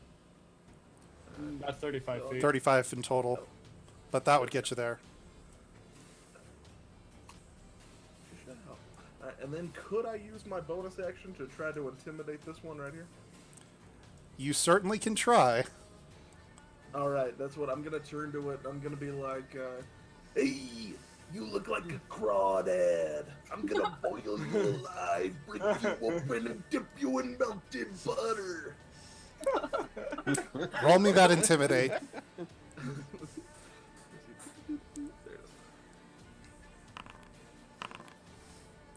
Oof. It either doesn't understand your insult, or it doesn't take effect from it. All right. Then I end my turn here. All right, Snore, you're up. Mogami, you're on deck. All right, so I'm going to move behind this monster. Also, how long Then- does your cloud of daggers? Good question. I think Up it's to a probably- minute. It's up to a minute. So it's So it stays there. yeah. So we're on the 3rd or 4th round of it, if I'm remembering right. And then I'm going to attack it with my short sword. So I can still use the weapon that I got even if I'm not attuned to it, right? Yes. Yeah, you can still use it. Yeah. You can still use it, but if you don't you get any fan. yeah, you don't get magical properties from it. No, that's fine. So I'm going to attack it with the short sword, and then using my bonus action to weapon fighting, I'm then going to also attack it with my dagger. Okay. Like that? Did I do that right? Yeah. Here, let me remind myself how the vengeance was working.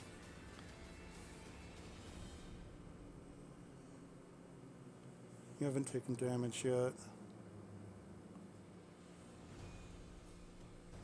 Okay. And you have attuned to it. I have attuned to it? You guys, yeah, you guys rested and you were attuning to your weapons. Is that right? Oh, okay. Yeah. So should I re-roll now that I attuned? Because I just No, no, you're fine. Okay, cool. You're fine. All right, cool. So, your sword blade hits it, but doesn't pierce it. Its blow chunks into the thick carapace of this creature, but glints off. Your dagger, though, finds perfect purchase underneath some of its armor, and so you hit it, and it is bloody. So you think that yes, this thing is on its last legs. Awesome. And that is movement and action, bonus action. Yeah, it's the end of my turn. All right. This one that had blown out, it needs to make a decision. So this guy up here needs to make a decision. What does he do? He drops his quarry and turns to face you. Let's see. Yep. So claws. And it goes to strike. All right. So in its rage, it turns and takes its full focus and turns it towards you, and goes to strike down at you. And does that. It still is. It also just moves downward like this, just so that it can position itself between you and its quarry. Mogami, you're up. Grog, you're on deck. Alright. I move up my full speed, which is 25, since I'm a halfling. It's okay. We know you're short. It's like when vegans have to say that they're vegan. Well, because I don't know. I got an argument over it before. It was like about halfling's moon speed. It's like, no, it's 25. But whatever. Anyway, I go over to there, and crap,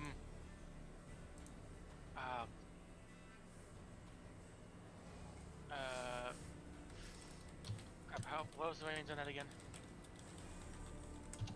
Range on what? All right.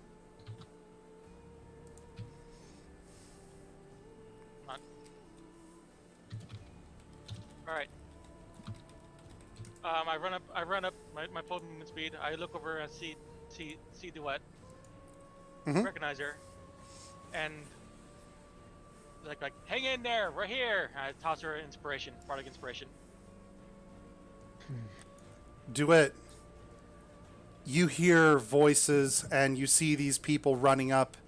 You recognize them as your friends. Bardic Inspiration, go ahead and throw that to chat, Casey. And I think that adds a, what, D4 or D6? D6 right now. Okay. So, yeah, can roll the die, add the number to an ability check, attack roll, or saving throw. And you can do it after the D20. And that's my bonus action. For my actual action, I look over the bug that Norin is attacking, and it's like again with the ugly. Why they're always so ugly? Where's mockery? All right. And that is a wisdom saving throw, if I'm remembering right. Yep, DC Yep. 13. So, does not make it. So, Damage and gets disadvantage the next turn. all right. And I'm just going to go ahead and mark that as that, just because I need to have that flagged. All right. All right, mark your turn. Oh, yep. Enter. All right. Breck is still in fear. The horse is dead. This one here turns and moves so that he's facing right behind, and goes to strike at this individual or this bug. So mace.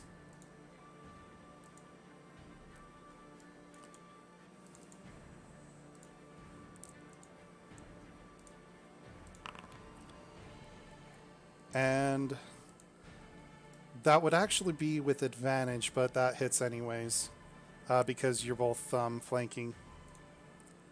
So damage there, 2.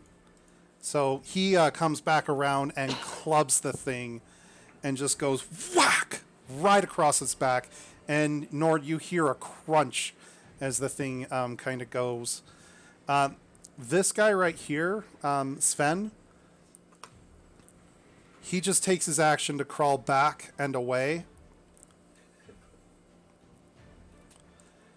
And uses the rest of his turn to kind of get out. He's like, as he's scrambling away, he's like, I'm sorry.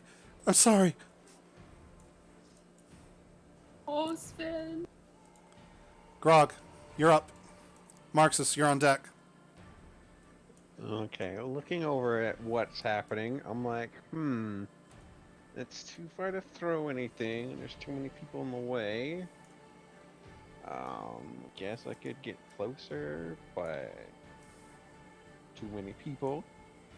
I will move up to Mogabi and say, hey, how's it going? Are we winning? Did you kill one yet? No, not yet. There's too many people in the way, and I don't want to. All right. Let me know when you do. Okay. I end my turn. And then ask this question again. Marxus, what are you doing? Norn, you're on deck. I mean, fuck me. Everyone's in my way.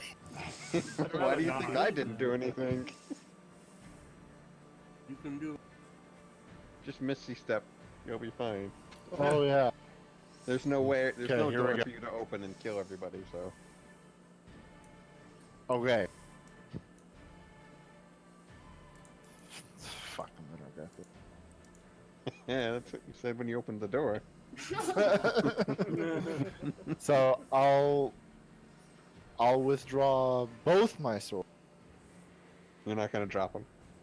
Fuck off. I mean, Alright. it's a valid question.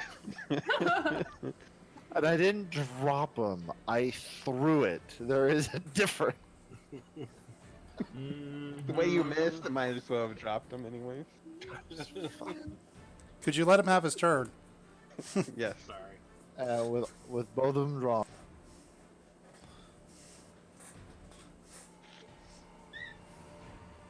We'll use Missy All right. to there.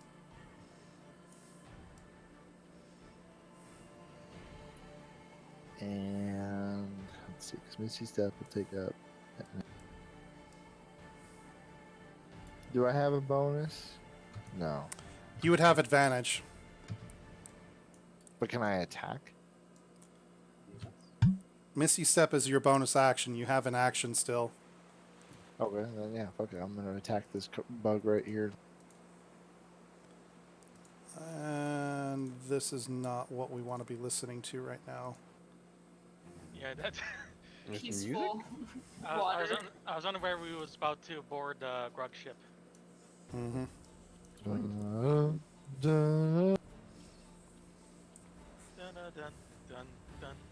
I wonder why my sound's not working. I'm really short out there. Yeah, I'll ask you about it later. Oh, I critted. All right. So yes, and So my total damages is 10. Wait. you weren't trying to hide, right? No, I wasn't. I mean, I Then- Misty stepped, so I guess it could be considered a sneak attack because I just kind of appeared and. I wouldn't say it would, but yeah, you deal. Yeah. Go. How do you want to do this? So, coming through the mist onto the other side, I see the bug like turn its eyes towards me, and just as it like acknowledges the fact that I've popped into existence, my sword slices cleanly through its neck, and its head just rolls off its shoulder. You do that. The thing like yelps, and as soon as its head separate, you see the other three look up and in your direction, and then amongst themselves. That's your turn. Norrin, you're up.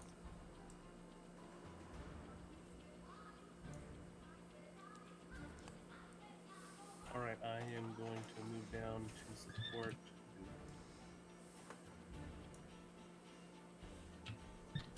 There. And I am going to use this as a bonus action. Cast spiritual weapon right. Okay. And have it attack the one right in front of you. Hold on. Create token, image, path. This is one of the ones that I didn't do. Oh, hey, buddy. What you doing, huh? You want to sit in my lap? Okay, come here. You can sit in my lap for a whole minute, and then as soon as you're tired of me, in a minute, you can get down, okay? Because that's how long you want to be here. Like an actual minute or like a combat minute? It's gonna be a minute. Hold on. NPC token.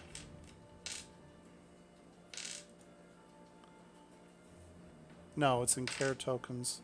Spiritual weapon. Update. Update token. There we are.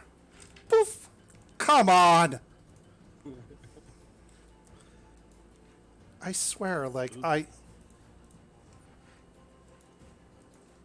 Yeah, I hit update token, and I thought I was working on the prototype. There we go. So, Sweet. all right, so, and let me make you owner of this. So, permissions. Chuck, you are owner. All right, just wag it around, see if you can move it. So you should be able to move it left and right. All right, cool. All right, do your thing. Reverse it. So 16 to hit the one in front of me. You do. All right, so it does 12 force damage. As I get into range with it, what is it, a verbal component? Nope, I got nothing. Hammer appears and smashes down upon the one in front. And it tries to crack him like a lobster. And it does really well with that. You doing anything else? Yeah, because that as a bonus action, I am going to also cast that on him. Toll the Dead. All right, so wisdom saving throw does not make it. So you guys hear from nowhere this bell, dong, hollow ring out as this bug holds its arms up over its head and just takes hits and hurts. All right. Aiden. Hmm? Aiden. Aiden, Mama's calling you. Do you want to go with Mama? Is it possible you can help me get his earth back? Yeah, we're almost done with this, and then I can do that for just a sec. All right, so this boy here tries to turn tail and run its way away. And it seems like they're all doing this in kind of a uniform, What kind of uniform? the type that they're wearing. Duh. Wow, you never told us what type So- of wearing. So anybody that was here near here, you can take a reaction if you're wanting to against them. Yeah. Yes. All right, swipe away. Mantis first, then Norn, Snore, and then Norn. Do I just roll the weapon that I'm using? Yeah, the one that you'd hit him with. Okay. Mantis, you swing wide. He ducks under. Oh, here it is.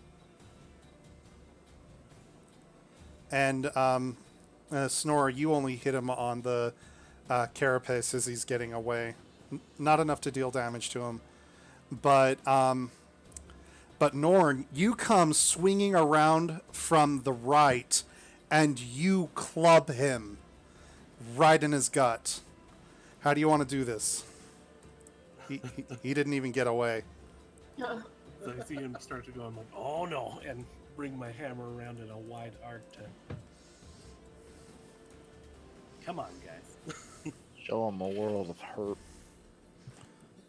So bada boom, he dead. You crack him in Cleric half. that feels the magic of pain. All right, do it. You're up. You look healthy. Mantis. Let me cure you. Mantis, you're on deck. You look healthy. Let me fix that. I use my hunter's mark since it wore off on this guy over. And I mark the guy next to Norn. All right. So using the verbal, you cast and see the mark touch onto him. And so you're going to be able to deal an additional 1d6 damage to him for any attack roll that you're doing. Okay. That's also your second spell slot. So you only have one spell slot left. Does that count as a spell? Yeah, that's a spell. You cast it twice. Oh. Hunter's mark. I think. Hunter's mark because. Oh yeah, that would be hers. Because she healed and she has my hunter mark. But hunter mark, she can be able to move to a new target when the target that she had it on dies with a bonus action, without recasting it. The one she had it cast on, though, did die, and she didn't say anything at that point. Well, it said subsequent turn, so that's why. Yeah, it wasn't her turn, so she didn't say anything. All right, yeah, so you have 2 spell slots left. I think I one- only have one left. Yeah, Yeah, because sure. here. Okay. So I take my dagger and I swing at him. All right. And then I just do our D6. That's crit. Critical. So, Way to go, half-elf lady. yeah, roll a 1d6.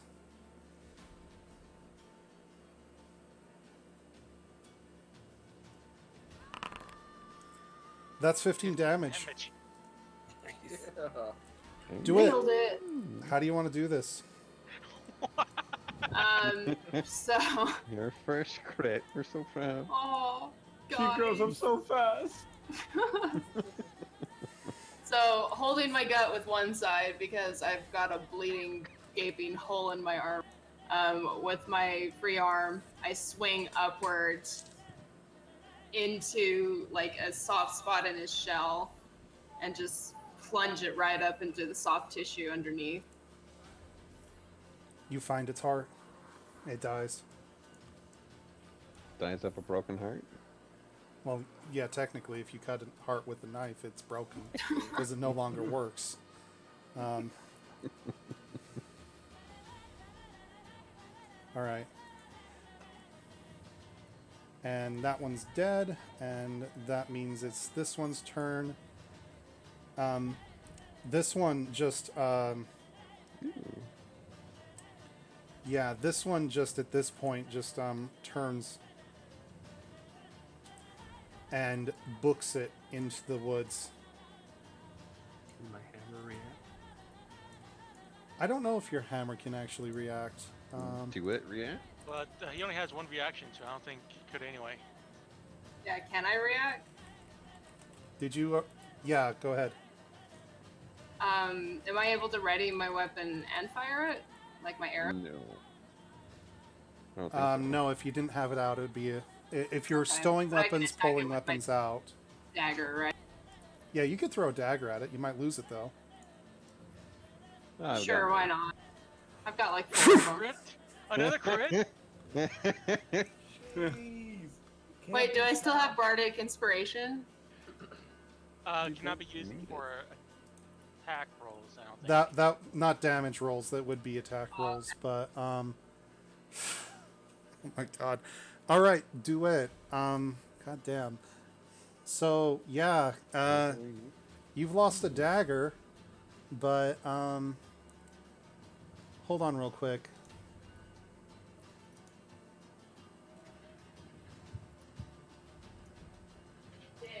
What?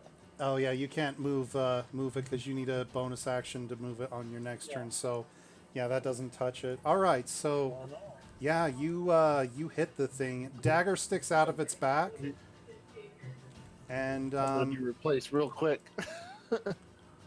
and like it took that hit, like you sunk it deep, and it's definitely leaving a trail, but it runs off into the forest. You've lost a dagger. Oh well. At least I nailed it. All right. And that is combat. All right. Let's go I'm ahead. just gonna stand there clapping. Good job. Let's go ahead and just take a short 5-10 minute break. I need to go help with kids for a moment, and then Let's we'll pause the music for a moment then. I Yeah. haven't been able to hear the music this whole. It's been so loud on my end. I just Did haven't you ever turned it on. open it up, Grog? Did you ever open it up, or did you ever click on the bottom right hand side snore and see that there's a way to adjust the volume for just yourself? No, I know. I said I just haven't turned it down. I actually noticed. I actually mentioned that. Smart ass. Don't come at me. I've already come at myself. Gross. Wait, what? Disgusting. All right. Well, to our 6 viewers that are watching us, we're going to take a short break so that we can stretch legs, take care of IRL stuff, and we will be back in just a moment.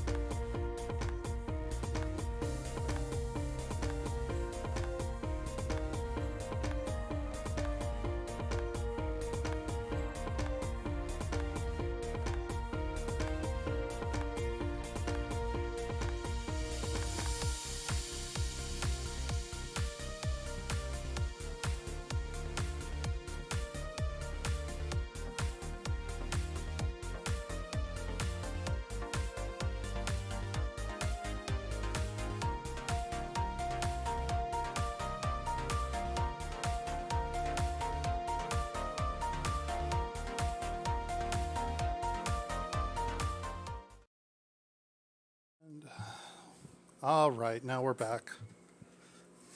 Is everybody else here? I believe so. Okay. I think DeWitt is away for a moment. Okay.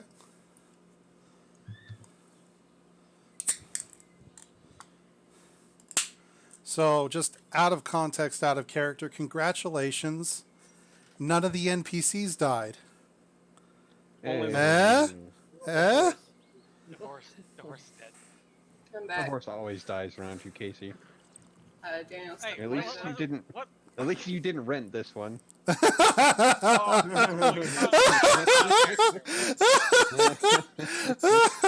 That's an old joke. Oh, God. It's like, we didn't have a horse die in our campaign. It's like, oh, you're talking about other campaigns. Oh no. So, for people that are still watching, Mogami, this one over here, once upon a time, rented a horse in a different game, and that horse was eaten by zombies. Oh. But it was a rental. So it's all right. You got that insurance on it. No, he didn't. He did not get the insurance on that horse. That was a horrible, my worst role-playing experience ever, talking to the stable master. What do you mean? I loved it.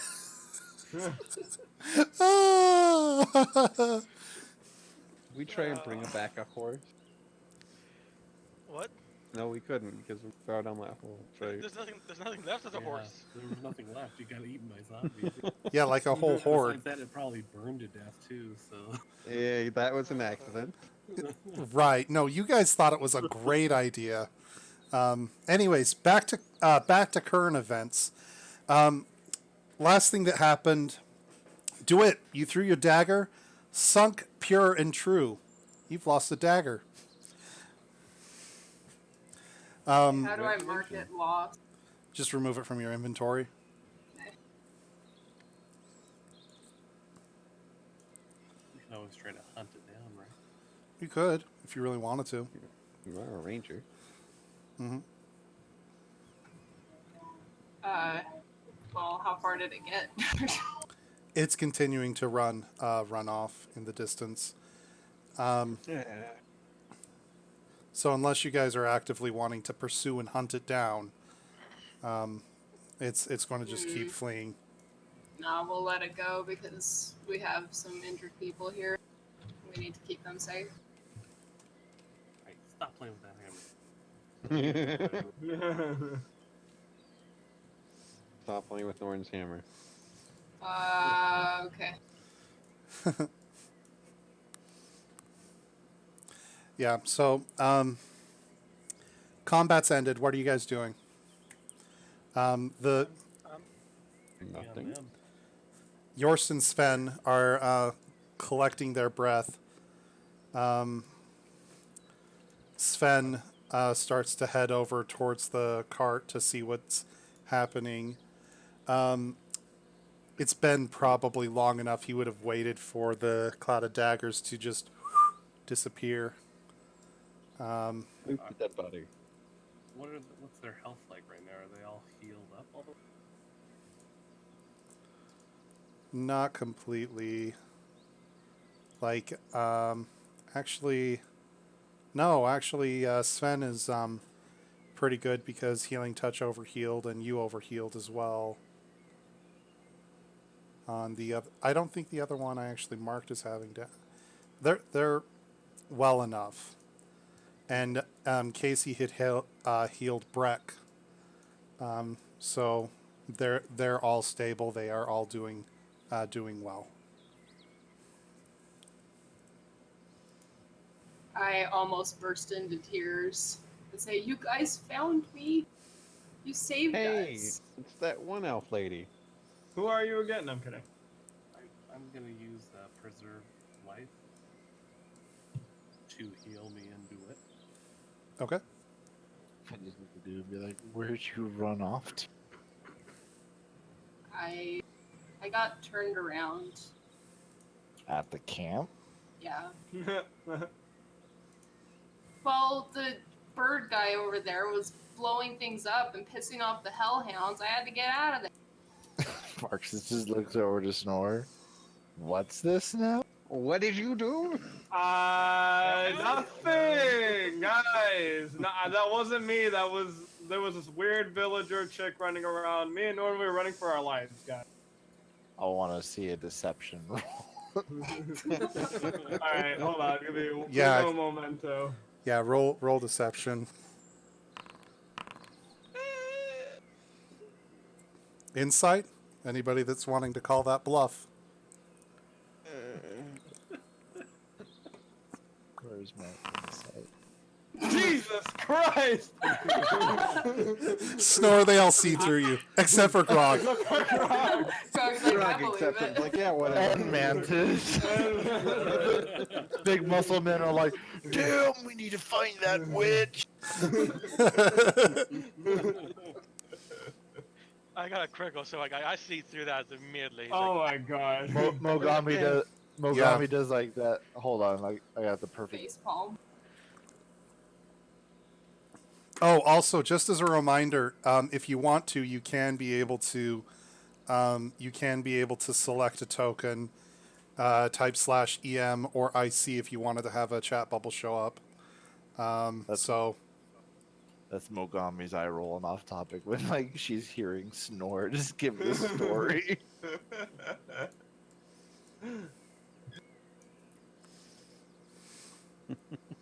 /IC Lauren, in you was out space. there with him. What happened? Who was that? No, Norn? Norn. Yeah.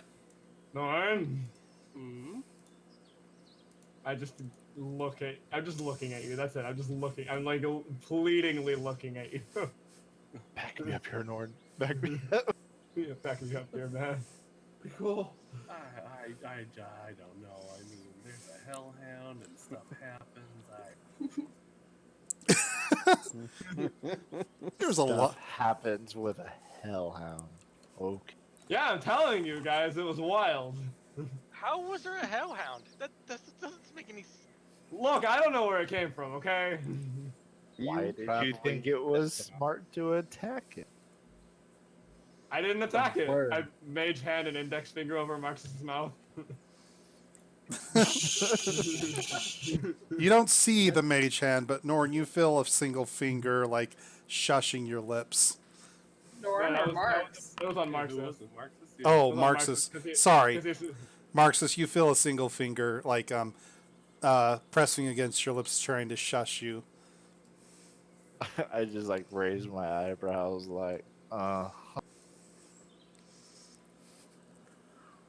Yeah, so we should assess our situation now and Loot the bodies. Loot the bodies. I'm Grog. with Grog on this one. Grog, What? you have enough shit. We have no carriage.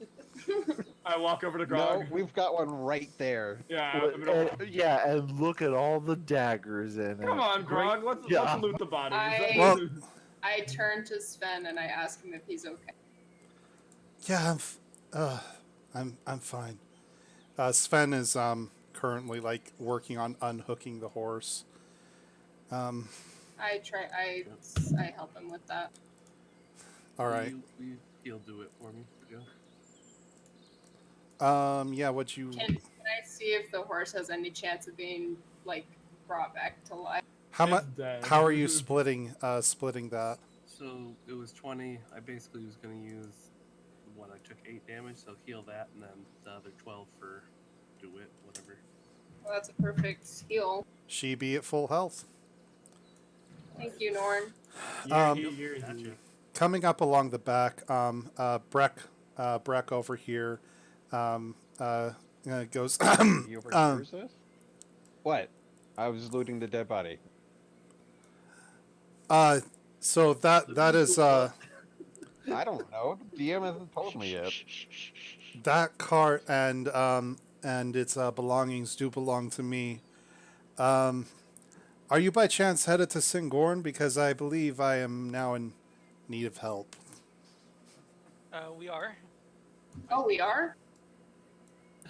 Yes, we are doing. We are.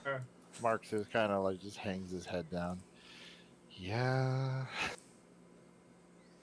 So it looks at It'll Marks be and just, fine, Marxus. We're having a great time. We're just vacationing in Singorn. Oh Why yeah. are we vacationing? Such a vacation. Such a vacation for me. But yeah, we're heading to Sigourney. I apologize for my outbursty companions. Keep your Yes, But yes, Lord, shut we're up. we're currently on our way to Sigourney. And No one understands. we we heard you screaming for help, so we came running and Correction, not all of us did. Grog, What? real quick for you. You're searching this body.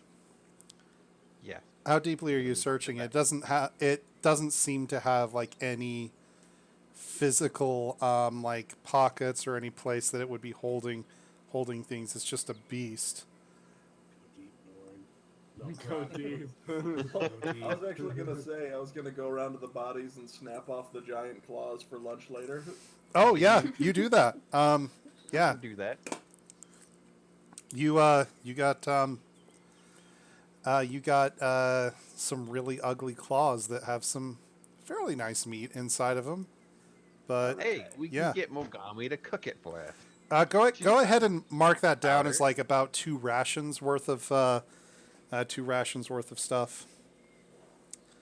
And Grog, how so are you just kind of giving him a once over? Yeah, I guess. Okay, if you're giving him a once over, then you're not finding anything. How sharp are these claws? Maybe I can take them off and throw them at people. Pretty sharp, but it would take a bit of work to turn them into anything useful. Can I just rip them off? Yeah, go ahead and try.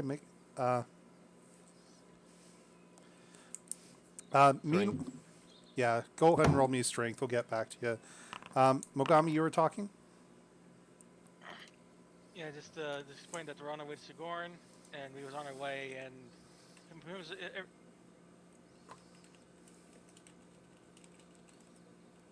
Sorry, what? I don't know. I think Mogami died. She finally kicked the bucket. Welcome It was a brain aneurysm. It's been waiting for years. can I dig into this body?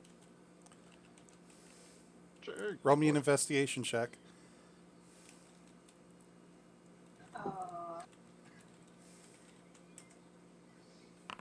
This one.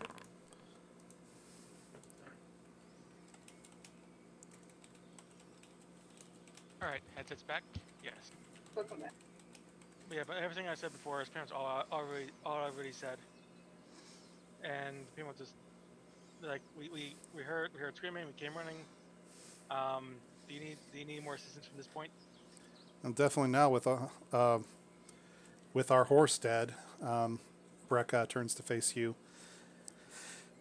Yeah, with our horse dead, I'll need help moving it. Looks over towards Grog and Mantis, and I'll pay handsomely for your muscle as well. 500 gold to get us over to Singorn. It's less than a day's travel, I think, from where we are. Each or in total? Yeah, exactly. 500 each. I'm pretty sure that's total. That's what I can afford. Yeah, that's why I was informing them. But that's alright. That's alright. It's me. It's alright for everyone else. They're speaking. The little one is speaking for us, Mantis. What are we gonna do? Frog. I mean, What's I'm your- gonna take 250 gold to move a cart in a direction Frog. I'm already headed. Okay, might as well. You're gonna shut up and do it, Grog. That's what you're. Why? Why can't I speak and do it? Because you like money more than you like speak. Why is everyone saying my name? Do it. What are you doing? I was trying to dig into this monster. You cut into it and you find 8 gold inside of its. Gold? Yeah. Did it eat it? It was in its stomach, and it smells. Hmm. Well, I pocket it. I'll You wash might- it later. Yeah, you might want to wash your hands. I wipe my hands on my shirt. She's a ranger. She's probably touched water. Well, she hasn't touched you yet. Yeah. I Ooh. do it, blushes, and looks at the But mind if we have the chest that Grog's holding be just send your carrots to help him lighten his load. Absolutely, yeah. I place it on my side and then grab the thing and then be like, well, guess we should go now. Grog, So Yes, you I gonna have sex with your gold, or Grog is. What I do with my gold is none of your business. So you guys, Not wrong. are you guys traveling at this point? Yeah, well, I would say at this point we're traveling, and I want to like walk up beside of Duet while we're walking. Okay, go ahead and set your guys up as marching order. Just how you would be traveling. Not on her, Casey. Well, Giggity. Not under me. I said I was walking up alongside of her. And I don't like halflings that much. Well, not yet.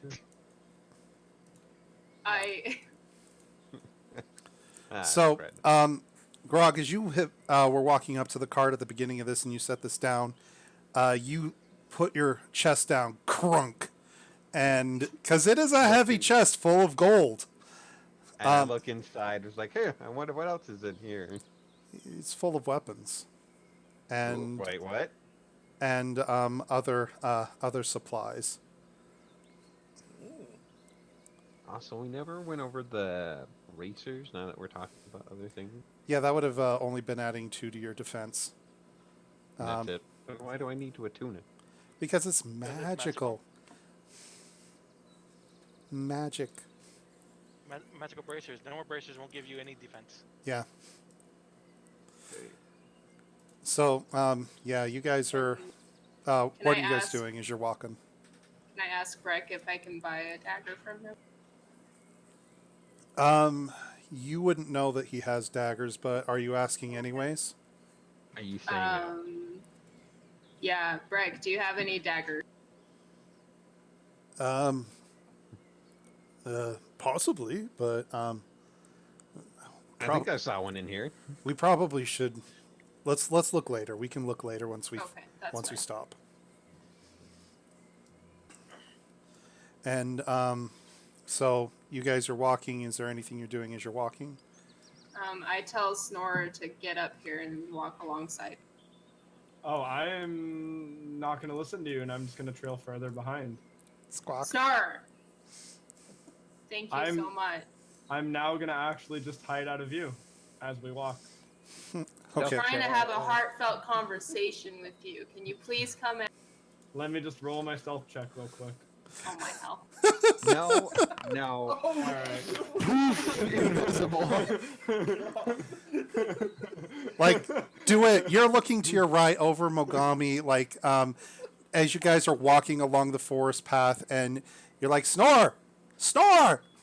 Snore! And then, like, you look, like, down and then back up, and he's gone. Maybe he's in a tree. Maybe he ducked through a shrub, but you can't see him anymore. I call out to the air. Well, thank you for saving me. That bird disappeared again. I'm just going to stay silent. I don't want to blow my cover. All right. But I heard you. So as you guys are traveling through this thicker forest, and it gets thicker, more shady, darker, as you see splotches of sky, you notice the sky is actually becoming itself more overcast and deeper and heavier as well. As afternoon wears on and evening starts to get close, it starts to drizzle slowly, and then crack and thunder and rain just sweeps across the forest in one slow but gradual motion, and it just covers you guys. Um, uh, yeah, Morgan, can you hear you? That's here.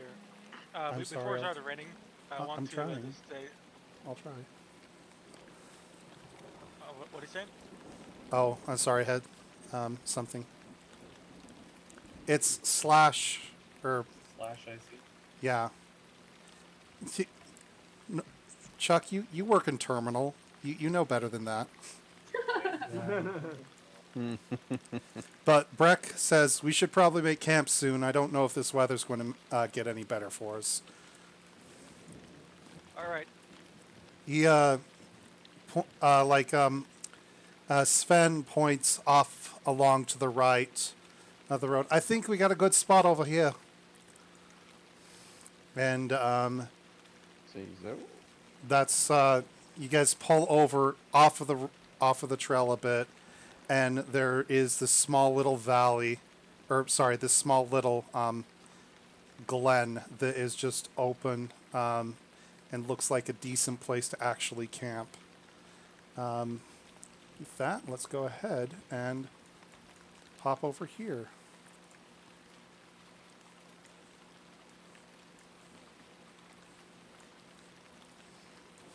Oh, fancy. Oh, the yard is very nice. Ooh, this is very fancy. In passing, I just walk behind, do it, and I'm like, "You're welcome," and then I go back to stalking around. Like I just Do like, it. whoosh up Roll, right- whoosh roll a up. perception. All right.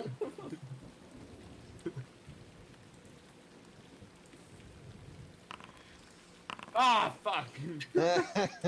Well, at least she knows I said you're welcome. I don't know if she caught me, but With that roll, I think she sees everything. And I grab him by the wing. You see him coming. He hasn't necessarily seen you. Can I just give him a hug? Just throw my arms around him and give him a hug. Yeah, sure. I do that. You're now grappled. yeah. And I just tell him, as I rest my head against his soft, feathery down, thank you so much. I genuinely. I'm just like staring, like I'm being, like all the life is being squeezed out of me, and I'm just like Wow. staring, shocked. And I'm like, what? I pull out a copper wire and whisper into it, sending a message to him. Oh, you look cute. I respond to his message. We all laugh at the bird. Laugh at the bird, everybody. I respond through the message. I'm like, you watch out, little bird, or little thing. Wow. Be careful. You're my little bird now. my pretty. You're my pretty now. But yeah, you're gonna let. Then I just look back into it and I'm like, can you let go of me now? I quickly let go. And I run back into the trees. Do you want me to All right. reroll stealth? If you're going to try to hide again. Yeah, you hide. All right. Well, you think you disappeared? All right, let's see what happens. So what? Sven and the others have gone to work, set up camp, and they have unrolled some extra tents that they had stowed along with them. What are you guys doing? I'm gonna sit on this rock over here and watch everyone and be kind of quiet. Go over to Mogami and say, hey, can you cook some food? I look up. I point up towards the sky. It's like, this is making it hard to even set up a campfire. I don't think it's gonna be an option tonight. All right, so And after that, I just walk over towards Duet after spotting that her armor is kind of cut open. If you want, I can see if I can cast mending on it to repair it. I I have Weaver's tools. Will that fix it? You have what? Both. I have Weaver's tools. It's not cloth. It's leather. Oh, okay. I'd look at Mogami and I say, yeah, that would help a lot, actually. All right. While they're both. Oh, go Nor- ahead. Nord, what are you was- doing at this? I'm just taking shelter under a tree, lighting up a pipe, just kind of warming up while I read. 420 blazer. All right, so Yeah, I got cast mending on her leather piece to repair it. Hey, it, re- Casey. it repairs it. Casey. Is this out of game? Huh? Okay. Yeah, do you have your bag on you? I could be, okay, I want to see if Casey has his bag on him. Or Mogami. Okay. All right, that's why I was confused because he's calling me. Yeah, sorry, my bad. So do I have to roll perception for that? What are you trying to do? To see if she has her bag on her. You would need to do a perception for that. Yeah, Mogami, did you keep your bag with you or where? Yeah, I always keep it with me. Okay. Alright, so I can see it, I guess? Yeah, you can see that it's on Mogami. Alright, while they're both distracted, I'm gonna start pickpocketing things with Mage Hand, trying to go for the fruit that I heard her talk about earlier. Oh, man. Okay. So do you want me to sleight of hand that, or? Sleight of hand advantage because of the weather. Alright, and because they're not paying attention, I guess. Yeah. Casey, go ahead and roll me just a perception. Can I roll perception since I have a view from where I... Yep. Can I also roll a perception? Yeah. How do I roll with advantage through D&D Beyond? I don't have representation. Just roll twice. Yeah, just Roll roll it twice? twice. Okay. Do you want the square tent or do you want the round tent? So, Let's go round tent. Let's do that better for healing. Okay. Me and Mantis are gonna go into the round tent and play some cards. all right, you guys do that.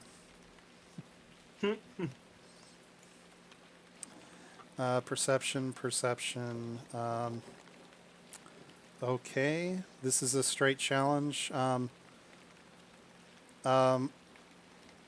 Do it. You see Casey's bag moving, or Mogami's bag, like move around as like items are kind of being like thrown out of it by what you can't quite tell, but there's like something that's in it, like reaching and pulling stuff out of it and just dropping it on the ground as it's not whatever it was being looked for.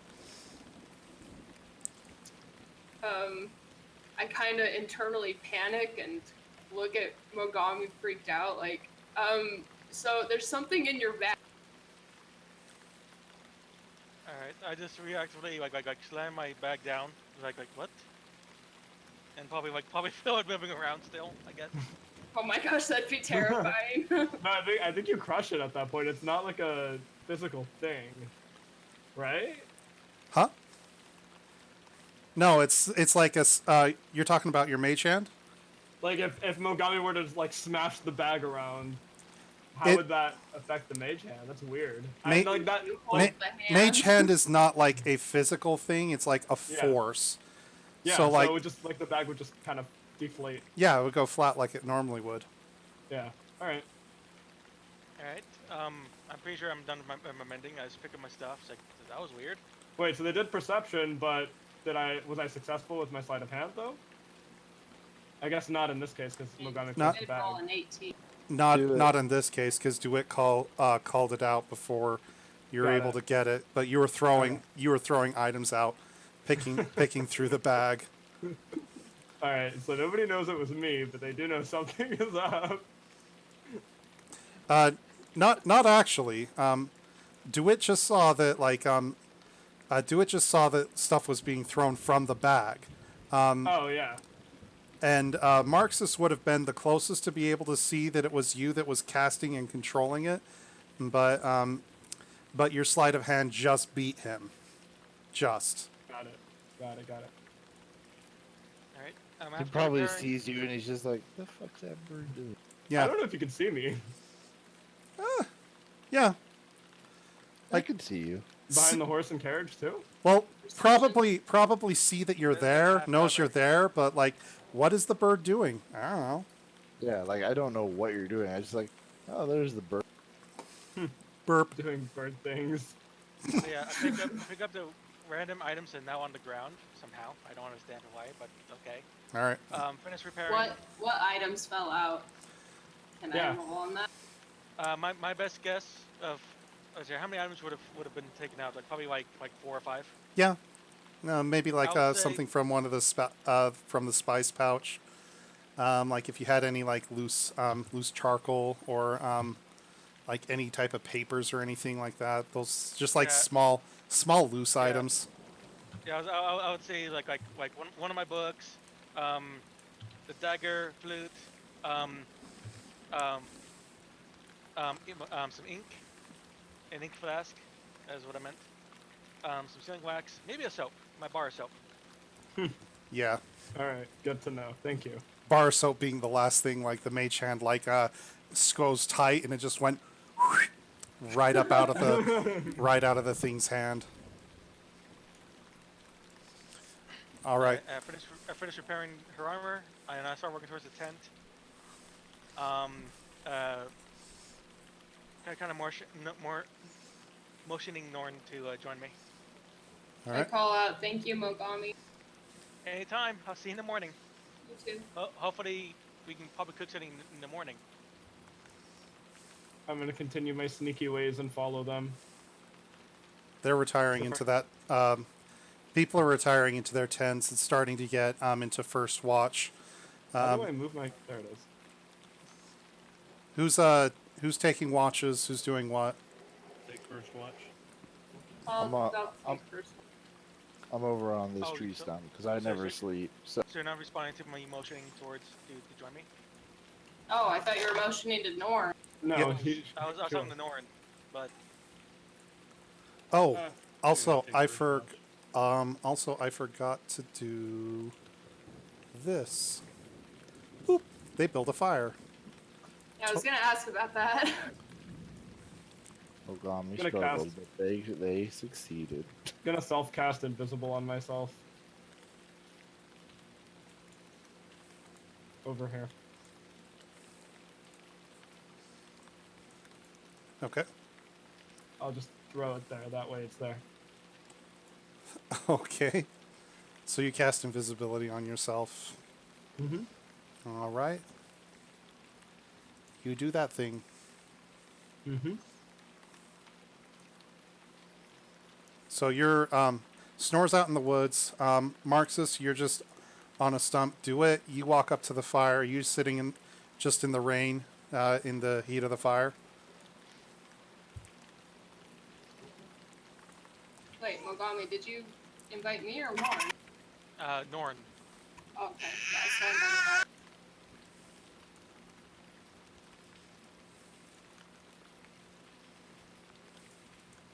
Because I was hoping we could do more research on the book, but I guess not. Well, if you want to. I just- You always get him. Let the ship sail. What are you guys, married? I wanted Norn. Tell them how you really feel, Marxus.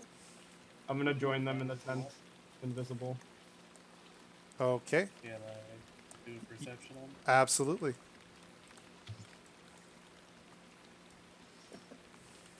What's that smell? Hey, I washed it off, okay? Do I need to roll against that or no?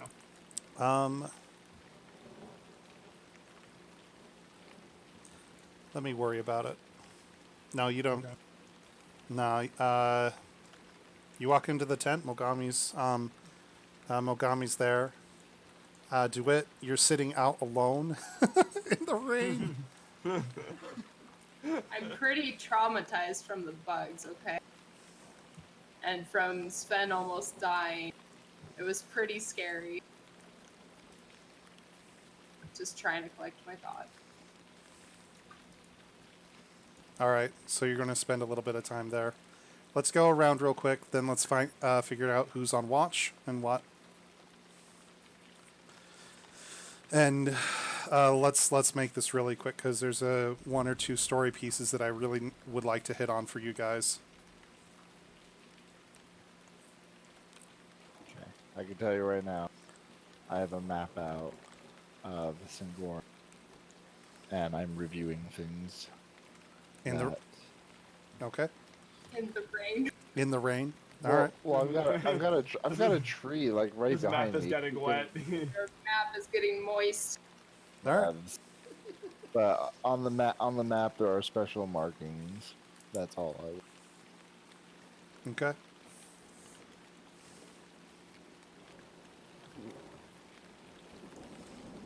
Yeah. Nor Mugami, are you doing anything? As soon I'm as we standing get to- still. I'm just eavesdropping. As soon as we get in the tent, I cast precipitation.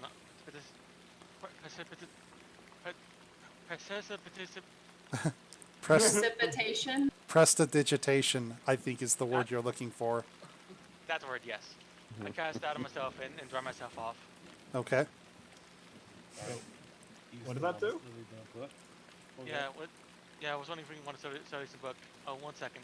And I just hurry and check out my bag again really fast. And Wait, prestidigitation does what though? It dries her off. it does a bunch of things. One Oh, thing, it dries you off. Okay. It does like it- small cosmetic type of effects, like cleans you off, washes things, Got it. Okay. No dries water up, War- war- makes things wet. cools water or warms it up. And stuff like that. Yeah. Oh, it's that one. Okay, got it. But yeah, I was wondering if you wanted to do some more. If you want to look in the book some more. Yeah, let's do it. All right. I grabbed my notebook that I have in there from that we're doing research book with out of my bag, and set the bag next to me. Failure rolls again. So, are you wanting to do? Research on this? Are you pulling out like any of your other notes or other types of things? Yeah, I want to do research and like cause compare, and if like there's anything that I can spot that the cause compares or anything else I have notes with, I want to like. Are you rolling doing this individually, or are you wanting to do like one collective roll at advantage? Collective at advantage. Roll me a history check. Actually, investigation. Yeah, I say like probably both of us doing a roll, then like just us two are doing advantage between each one another. No, you can either either both of you can roll separately, or you can have one of you roll at advantage. Your pick, but choose before you roll. Let's do investigation. Sure, I'll do the roll.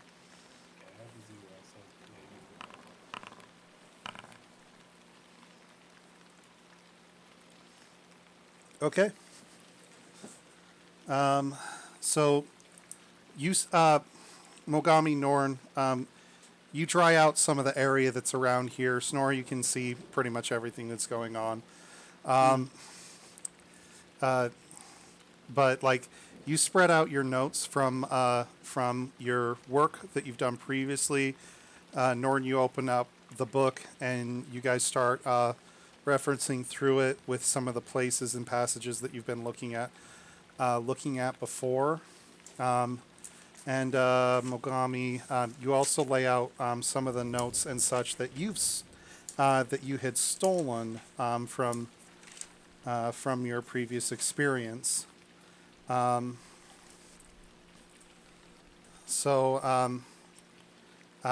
you pass over the passage that you previously did with the visage of the open-armed woman, always watching, always standing, never our guide, never ending. And revisit over those. Going through this, it seems like there's some other rituals that are being talked about, but they keep mentioning mentioning ways to be able to resurrect bring back rejoin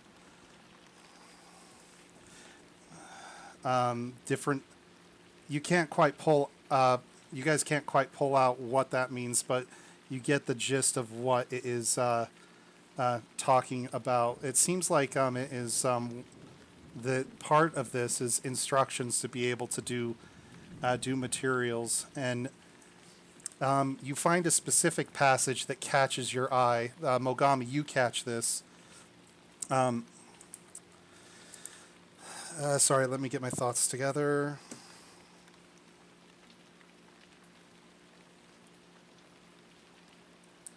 The sins of others will open the way. There's Do no. I catch this as well or no? He unless he's like repeating it out loud to Norn. Are you Mogami? Okay. I would say yeah. Then yes, Snorri, you would hear that. The sins of what? The sins of others open the way. Got it.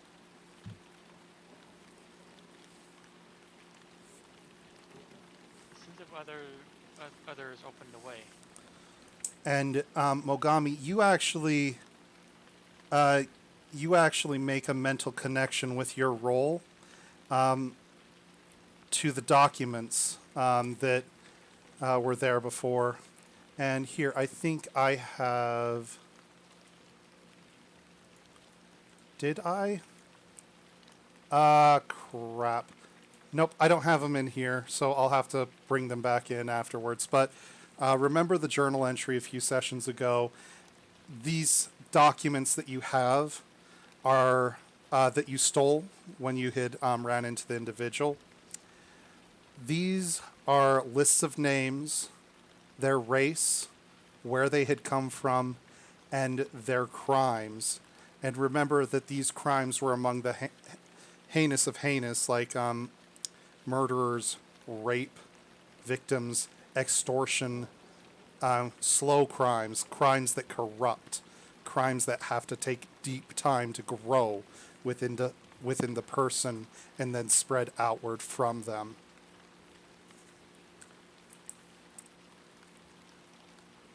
What is that? Right. I pulled the papers I pulled out, and making that connection, and then inform Norn. Pretty much like I think. Here, Casey, I think. let, Sorry, go ahead. let me see if I can find it. Because I hope this doesn't screw up the stream. I was going to say this pretty much I considering that whole incident with me like teleporting temporarily. I think the Brothers League was a part of this. Considering I got this from them. And I don't know. What do you think? Do you think I'm on the right path here? I would think so. I mean, looking at that makes a lot of sense, or a lot more sense. Okay. Connection. Hold on real quick. Yeah, I can't get at it right now. Sorry. So, Don't worry, I got the gist of it. but the documents that you had stolen, there was an invoiced letter that was at the top of it, saying, "I've gathered these people as you have requested. I don't know why you need them, but here they are." And it had signified that they were being taken to the north. I'll have to dig that journal entry up again, because I thought I had it in here, but apparently I don't.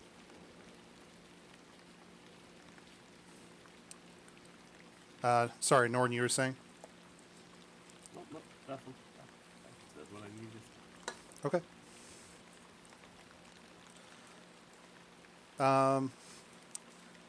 Mantis, you've won a few cards. Card games. Grog. I can't be stopped. Grog, you've probably won a few back. Marxus, we've talked to you. DeWitt, what are you up to? Just collecting yourself?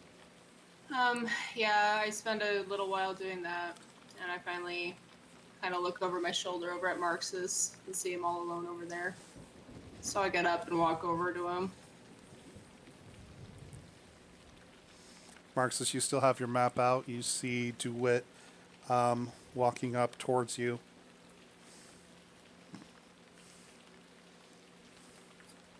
I would raise my brow up and kind of fold my map in half and be like, oh, you seem to still be out in the rain.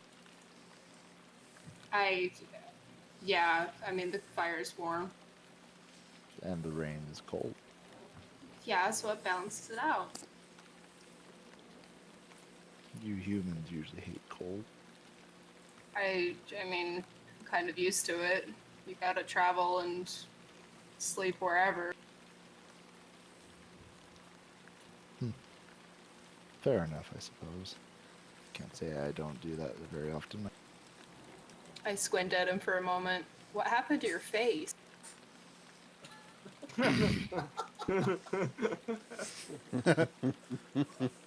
Let's just say certain halfling and I need to have a discussion. A discussion about how you suddenly have facial hair? Yes. A discussion about how I was giving an item and not told the rest. And How that loud item is that makes you discussion? grow a beard?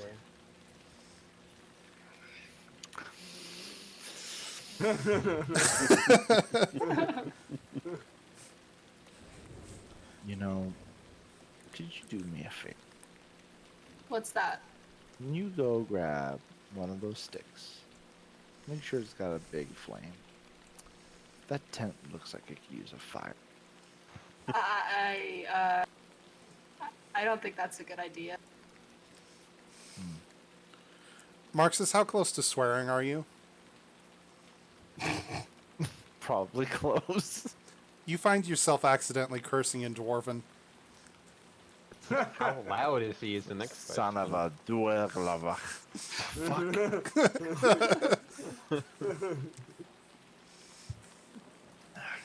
damn it. Dwarven was not something I ever wanted to look. It's okay, you didn't learn it. Just kind of got forced onto you. What are you looking at? This kind of holds up the map. It's just a Yeah. map of Dorn. It's a map Is that is your home there? No. My home is nowhere near here. Marcus kind of chuckles. It doesn't even exist in your plane of reality. What do you mean by that?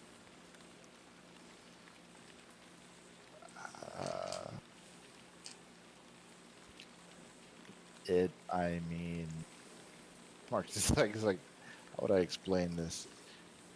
Think of a world, your world, make a copy of it, but put it somewhere else that you can't access. My eyes grow wide with excitement. Wait, really? Marcus kind of like cringes and like scoots back. Yes? What does You- it look like? Oh, dear heavens, child.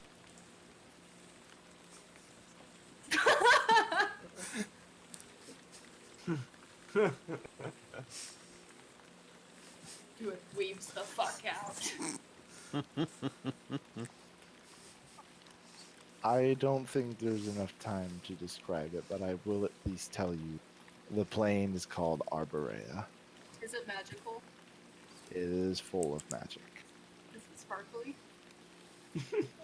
There are quite a few fey beings that make it more sparkly than I would like. Can I go there? Sure. Can you take me? Not right now, and probably not for a long time. When can you take me?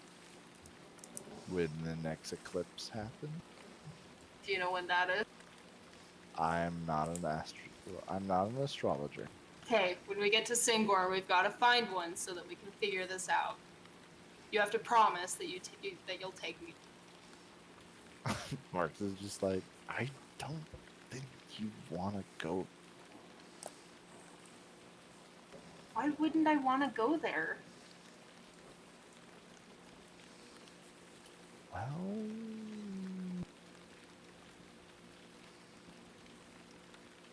fuck, I can't find what the creatures are called now. How loud is that conversation? How much am I screaming? You guys have probably heard her weeb out, but I would say that you would have to actually roll to try that. So if you're wanting to actively listen, Well, here, what's your passive perception? my past 13, so I rolled an 18. You heard talking outside, but you recognize the voice and the tone. Macho. He's staring at his cards like, No, yes. Macho Mantis lays down the next winning hand in the card game. Boom. There you go. I look out and I see Marxus talking to Dewitt. Dewitt seems to be doing more talking. Then I look back and I curse and I'm like, Mantis, you hey, see, Mark. you seeing Mantis, you seeing like Grog, like he seems like he's not quite into the game and he's distracted a bit. So that's something you notice. Grog, what were you saying? I was gonna say I noticed that it looks. I'm assuming that Dewitt's talking more than Marxus, and knowing how much Marxus doesn't like talking, I'm like, hey Marxus! It's I yell out over to him. What? Do you want to come play cards? No. Well then, let's see how it is. You're loud and boisterous. But how much more loud and boisterous is he than do it? That's the real. A lot. Because at least your voice is human and kind of soft. Whereas they're just, yo! Look at this winning hand! Hey, do it. There ever was. What, Grog? Ask him about the time he almost killed everybody. He loves telling that story. You almost killed everybody? Hey, Grog. I'm ignoring you now. Because I pretend not to hear him and go back to playing cards. How about you tell the story about the time you ate Mogami's friend? What? Unless you guys told me about that, I never knew that's who it was. I thought we did. Or you knew. I had no idea. I was just like, this stew tastes good. Does Grog eat halflings? No. But you said he ate Mogami's friend. Well, he ate a certain kobold that Mogami was attached. Poor Mogami. She'll live. Is this no context at all? Wow, you forgot all about your friend? No, the context about like him, like the way he's saying is like as if he's ate him. Just, oh, he's dead, and start eating him. Yeah. Like, no context at all. Yeah, clip that. Oh wow! All right. Cannibalism at its finest. So the You evening. try and be nice, and look what happens, Mantis. They just shut. So the evening wears on. I'm assuming that since you two are out there in the rain, you're taking first watch, Marxus into it. Yeah. Okay. I never sleep, so. Okay. Wait, you don't sleep? and this goes on for hours. Tell me all about you. I'm an elf. I already know that. Yes, I don't sleep. I don't need it Why don't you need it? because I'm part Fey. Do you dream? Yes. What do you dream about? So, Grog Mantis, are you going to sleep or are you just playing cards until whenever? Um, I think I'll probably turn in. All yeah. right. I want the last winning hand though. Fire goes out.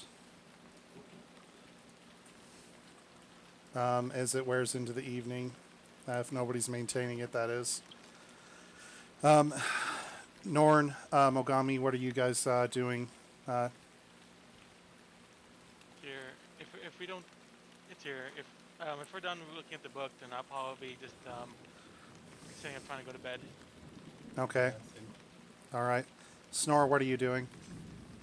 I'm patiently waiting for them to go to bed. Okay. So I'm standing still. So I'm standing still. Not creepy. If I was invisible, I would just... just watch you in your room. Wow. All right. So, Norn, Mogami, you guys are going to sleep. Hold on real quick.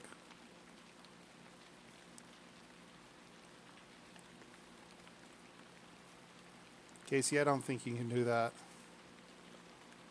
Wait.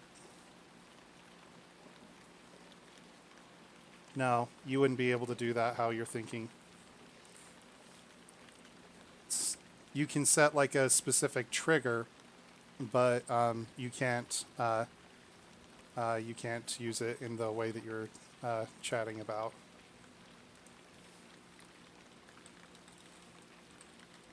You want to hop in somewhere private and talk about it really fast? Yeah, sure. Be back, guys. Anybody that's watching the stream, mute.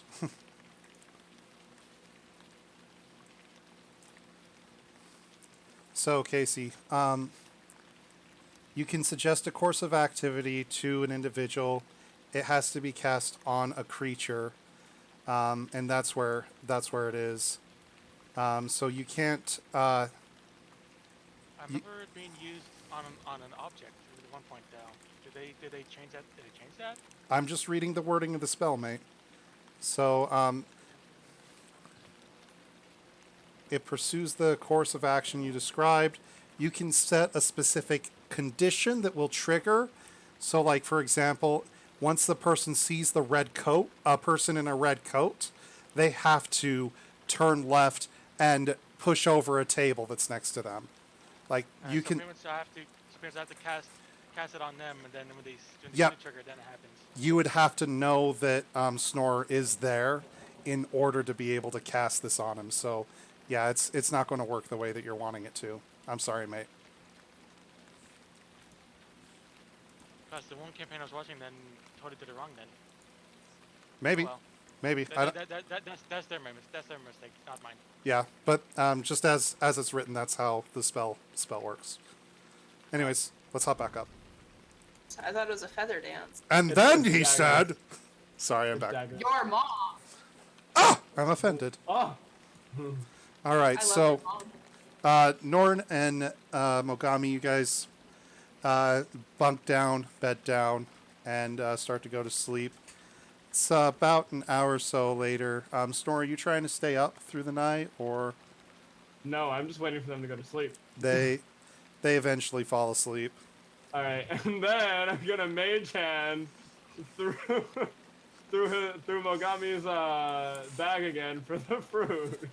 Okay, you do that. Mogami, Norn, perception disadvantage because you guys are totally zonked.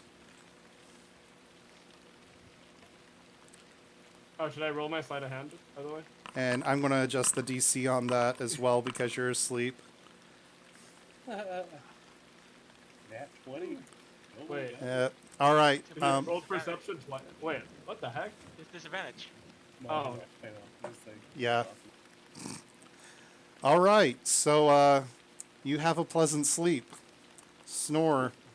Mage handing around in the bag, you eventually find this rotten-looking, squishy, curled-up fruit fuck yeah, I think to myself in my head. And I immediately, like, as if Mage Hand were my own, I, like, toss the fruit into the air, open my beak, and just enjoy it as it lands in my mouth. You eat the whole thing?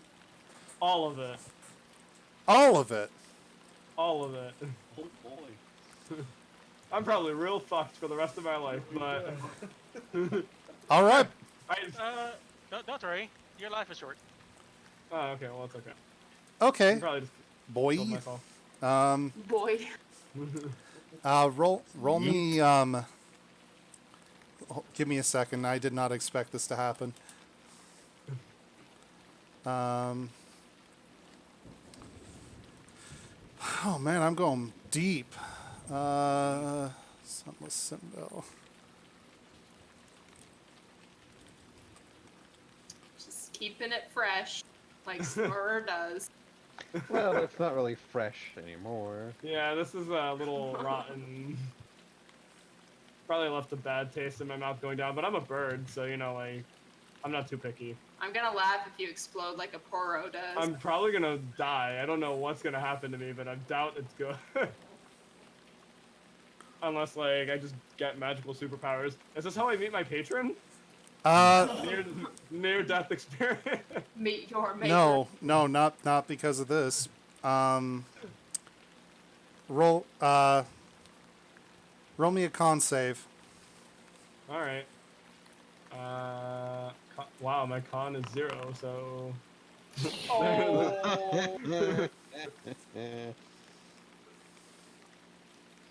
Oh god. Well, that's interesting. What else are you doing? I'm literally just going to now that I've eaten it, don't know what the fuck's gonna happen to me. I'm just gonna snooze here. They can wake up and find me. I really don't care. I've done whatever I wanted to do. All right. So, oh, you guys are going to love this. Define love this. Yeah, how much am I gonna love this? Oh, what the fuck? Where am I? Black screens when you're So- Aunt YOLO. All right, so here, hold on real quick. Permissions, all players, observer, update. So you guys should be able to see what's going on here. So, Snore, you lie down, that fruit sitting in your belly, it was squishy, but you've eaten worse. You've also eaten better. So, on a scale of 1 to 10, you're like a solid 4. Yeah, for the fruit. It was what I thought it would be like when I was trailing them, but I was hoping for a little bit better. Yeah. So you you nest down and just kind of wiggle around and get settled in to have your little burp nap and tuck your nose underneath your wing and get ready to sleep. The pitter patter of the rain hits and drops and drops. The thunder echoing and rolling across the night when the sound seems to morph. Same volume, same force, but it shifts to that of the shore. And you find yourself opening your eyes and you stand on the shore of a unknown beach. Hello? There's no moon in the sky, and it is inky black beyond what you can directly see. Looking ahead, you see rocks, and you see some light emanating from those rocky spaces. You're all alone here. Alright, well, I'm used to being alone, so Hello? Anybody out here? Your voice echoes. Norn? Just a prank, guys. Alright, but I'm not too scared. I've lived my life on my own, so I'll be okay. So now that I can see some glowy thingies, I'm gonna go this way though. How tall are these cliffs? Like, is this something I could leap This- over, or? As you get to the cliffs, like, you notice that it's like one giant slab that washes up out of the sand here. And it looks like you can be able to easily ascend it. Okay, so I'll just jump the rocks. Claws leaving sand, you hear the tick-tick of your feet, now purchasing on stone. You walk up, and you hear a dark thrum. Thrum. Looking ahead, I don't have anything on the map for this, so it's just theater of the mind. But Okay. on the altar ahead of you, you see this cracked stone, cracked altar. You see the body of a human laying face down at an angle forward, up, and away from them, sticking towards their head but out of their back. You see a sword. I mage hand and I poke the sword. Your spells don't work here. You Oh. try to cast it, but it's like you cast it, you feel the energy leave you, but nothing happens. Hello? No answer. The thrum grows louder. Thrum. Are you dead or Thrum. dying? Oh, he's still not responding. Alright, I'm gonna walk up to the guy. Or it, or whatever it is. As you get up to the sword, you actually... Wait, I grabbed a thing for this. Where did I put it? My mantis. Crap. Where is it? This is one of... there it is.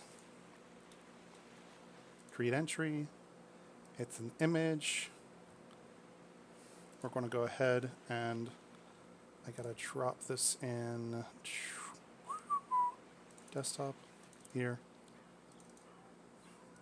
I did good, guys. I did good. I remembered everything except this. Oh. You're amazing, Joe. You are amazing. Honestly, this has been a really smooth playthrough. We've had no image issues, no like people can't be able to see issues. It's run really smoothly, actually. It has been a fantastic session. Yeah. Sword hex. Boop. Boop. So you, Snora, as you get up, you see this sword sticking out at an angle from the back, of this individual, and the thrum gets louder and louder. You know what? I see shinies. I'm gonna pull it out. As you reach out towards the sword, you see this thing, the sword. Uh-huh. You grab the hilt.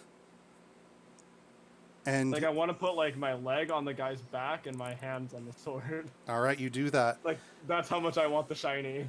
And you do that. You grab and you pull. And the moment that your hands grasp around the sword's hilt, you feel a deep presence, like an eye staring into you as wide as the sky, observing you, judging you. Do you want this power? Hello? The thrum. Yeah, who is this? Take the sword. I mean, it's shiny. I'll take it. Don't gotta tell me twice. As you grip it, roll me a perception check. Okay.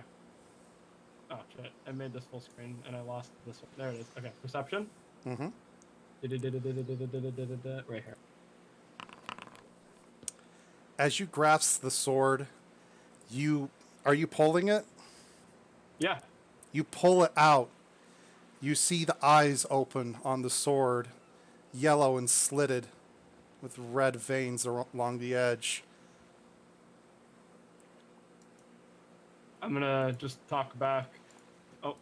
And you wake. Oh.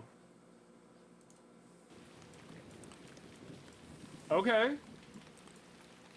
Everything passes into blackness, and you wake. Okay. Interesting. You can still feel as though the sword is in your hand. It feels like it's there. You feel like it's close, but you're not sure where. Can I like reach out for it and try and grab it out of the air and see what happens? Go ahead and try. All right, then that's what I'm gonna do. I'm gonna, feeling like it's around, not knowing where it is. I like reach just out right in front of me and just kind of like grasp the air, like as if I was gonna hold a sword. I like grasp the air right in front of me, and just try and see what happens. As you grasp out through the air, you see mist coalesce, and sword drops into your palm. I like startle. I'm like just gonna I'm just gonna flap around from it and just be like, what the fuck? You drop it. Ting, ting, ting, ting. Trying to sleep. Norn and Mokami, that would have woken you if you did. Mokami just rolls back over. Go back to sleep. What the hell was that? And you look over, you see Snore with a sword dropped on the ground in front of him. Yeah, I stare at Norn, I stare at the sword, I stare at Norn, I stare at the sword, I point at me, I point at the sword. The sword disappears. What's that?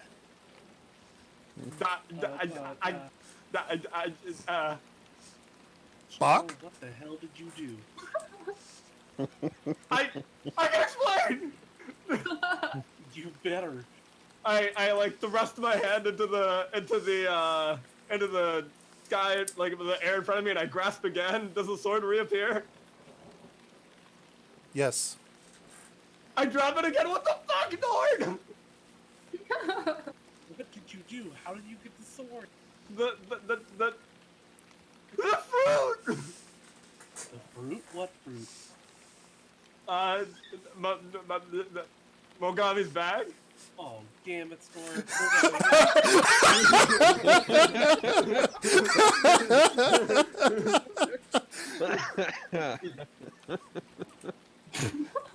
Easy.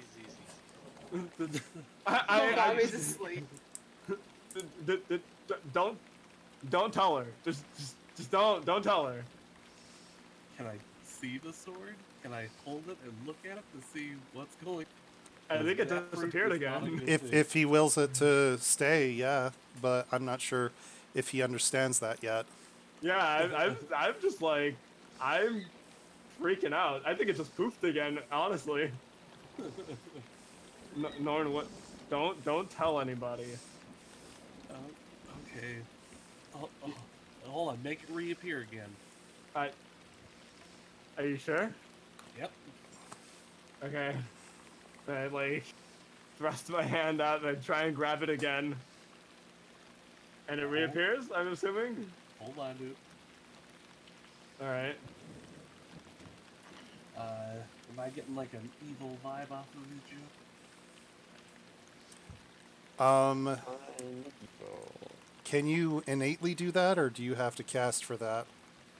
Oh, I'm not seeing a spell here. Then it's a spell. I think you would need to cast for that.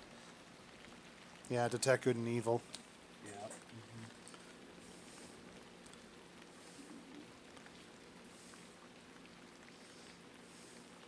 See, oh, I actually have that spell. What am I? Okay, so I do have it. I'm gonna cast detect evil. You feel a dark presence emanating from that thing. Aw, What's up, Norn? What? that's not good, dude. So, yeah, I'm getting. It's a not pretty good! evil I presence dropped the off of sword. it. Oh, damn it. It disappears again. What do you mean it's not good, Norn? What do you mean? I mean, there's an evil presence. You ate fruit from a demon tree that was taking over people's minds. What? the hell were you I doing? didn't know Why that was did from a demon tree. You guys couldn't talk about that while I was trailing you? I mean, how are we supposed to know you were gonna eat it? Who's dumb enough to eat rotting fruit from somebody else's bag? Yelling. Sorry. No. Mogami. Yeah, right now I'm just like, right now I'm just like gonna get real close and personal to Nora and be like, don't say anything. We'll figure this out, okay? I'm pretty much waking up at this point. It's like, Oh, okay. don't say what? Nothing, Mogami. I was talking about the fact that I almost burnt the tent down last night. I apologize. You did what? I almost burnt the tent down, but I didn't. It was an accident. Just get out. Okay. Out. Say less. We're walking it. And with the end. Get out. So, because of time, let's go ahead and do any final things. We're going to wrap the session up here, and we will pick up our D&D game again soon. So, any final moments, any final happenings? Snore or Norn? Smack him up against the side of the head a little bit. Yeah, we'll just continue from right here next week, I think, yeah? Or Okay. in 2 weeks. I think we should Snore. We should let Mogami in on this because we need to identify that sword. I can tell what it's evil, but I can't tell what it's doing. You stay silent. We'll figure this out. And if anything gets worse, we'll tell Mogami, I promise. But like I can't risk Mogami like being mad at me. The group already doesn't like me. Like, we'll figure this out. Listen, Marcus probably hears all this frantic talk. No, What the hell's going on? we're whispering frantically. We're whispering frantically. If you want to see a perception. You think the group's mad at you? Think about how many times I put my life in danger. Marxus, you and you and Tuit are still you guys are on first watch. You're still up, but you and Tuit are still probably talking back and forth. She's asking you questions. You're trying to deflect what's going on. I don't know. All right, we'll pick this up next time. All right, Yeah. Mogami, you're asleep. Yeah, the only thing I can really say is probably in the morning, but I don't worry about. All right, Grog. Unless you want me to do it. Well, I think this is the morning. But No. like- It's still night. Oh, okay, got it. Like, it is still night. We are in second watch. Okay, got it. Mantis, Grog, you guys asleep? Still playing cards? Well, I think we fell asleep after I won. All right, so you guys did that. Our other buddy boys up here, they are all out, and that leaves us down here. What? Any last words or any last things that you guys are doing? Oh. Are you asleep? No, I'm not asleep. Who do you think I am? Your character. I Well, I think she know was that. answering for her. Yeah, no, she's Yeah, answering no. for her character. But yeah, do it. You're curled up in a blanket next to Marxus. He's just sitting Water there looking and at her wetness like, is getting to you now. There's tree cover. No, there's not. You're on the stump in the middle of the. She's Not got where the- tree cover. Yeah, because I moved there. He's just looking at her like, you can go sleep in Well, but I'm talking to you. Yeah. But I mean, it's the ground versus better ground.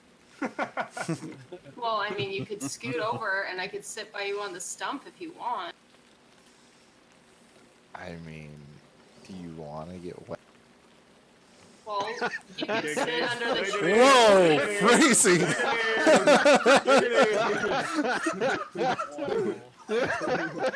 Okay, just as a point of context for anybody watching,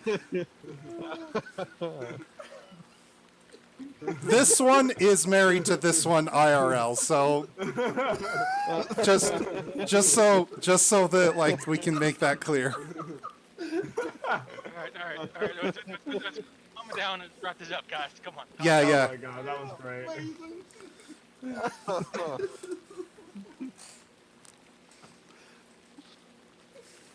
The floor's yours. Like how it's all like, oh, dirty jokes, like it's fucking raining. I mean, we're dirty people. What do you expect? Marcus will kind of just sigh and be like, well, I have enough room in my blanket if you're cold. yeah. It's tempting, but, I'm Oh, I think I hear Grog calling me. Gotta go. All right. All right. And with that, we'll fade to black. So, you guys have been able to make a good distance. You're probably less than a day away from Singorn. We will pick up what's happening again next time around. For people that are watching us, we do a twice monthly game. So 2 Wednesdays from now, we will be playing this again. If you want to know when stuff is happening, down in the doobly-doo at the bottom, I'll usually post my schedule, so you'll see when stuff is coming up. Or follow me on Twitter, and I'll post and tweet out schedule and stuff there, except for today, because I've totally forgot about doing that today. Oops. Look at me. Good job. I'm a professional. Thank you, Yeetus Wants to Die for the bits. Big Pop Piz for the 200 biddies. We'd really appreciate it. And thank you guys for joining us tonight. We're going to go ahead and pick this up as we continue to make our adventure and go on our way. We'll catch you guys soon. Bye. Thanks for joining us. Peace. And if you want to hang around, I'll get us set up for a host so that we can jump over and spread the love to someone else. See you guys soon. Oh, one last thing. We'll be streaming again on Friday night. I think the plan is Terraria. But watch for the tweets. Charles, thanks for the bits. Why you do that?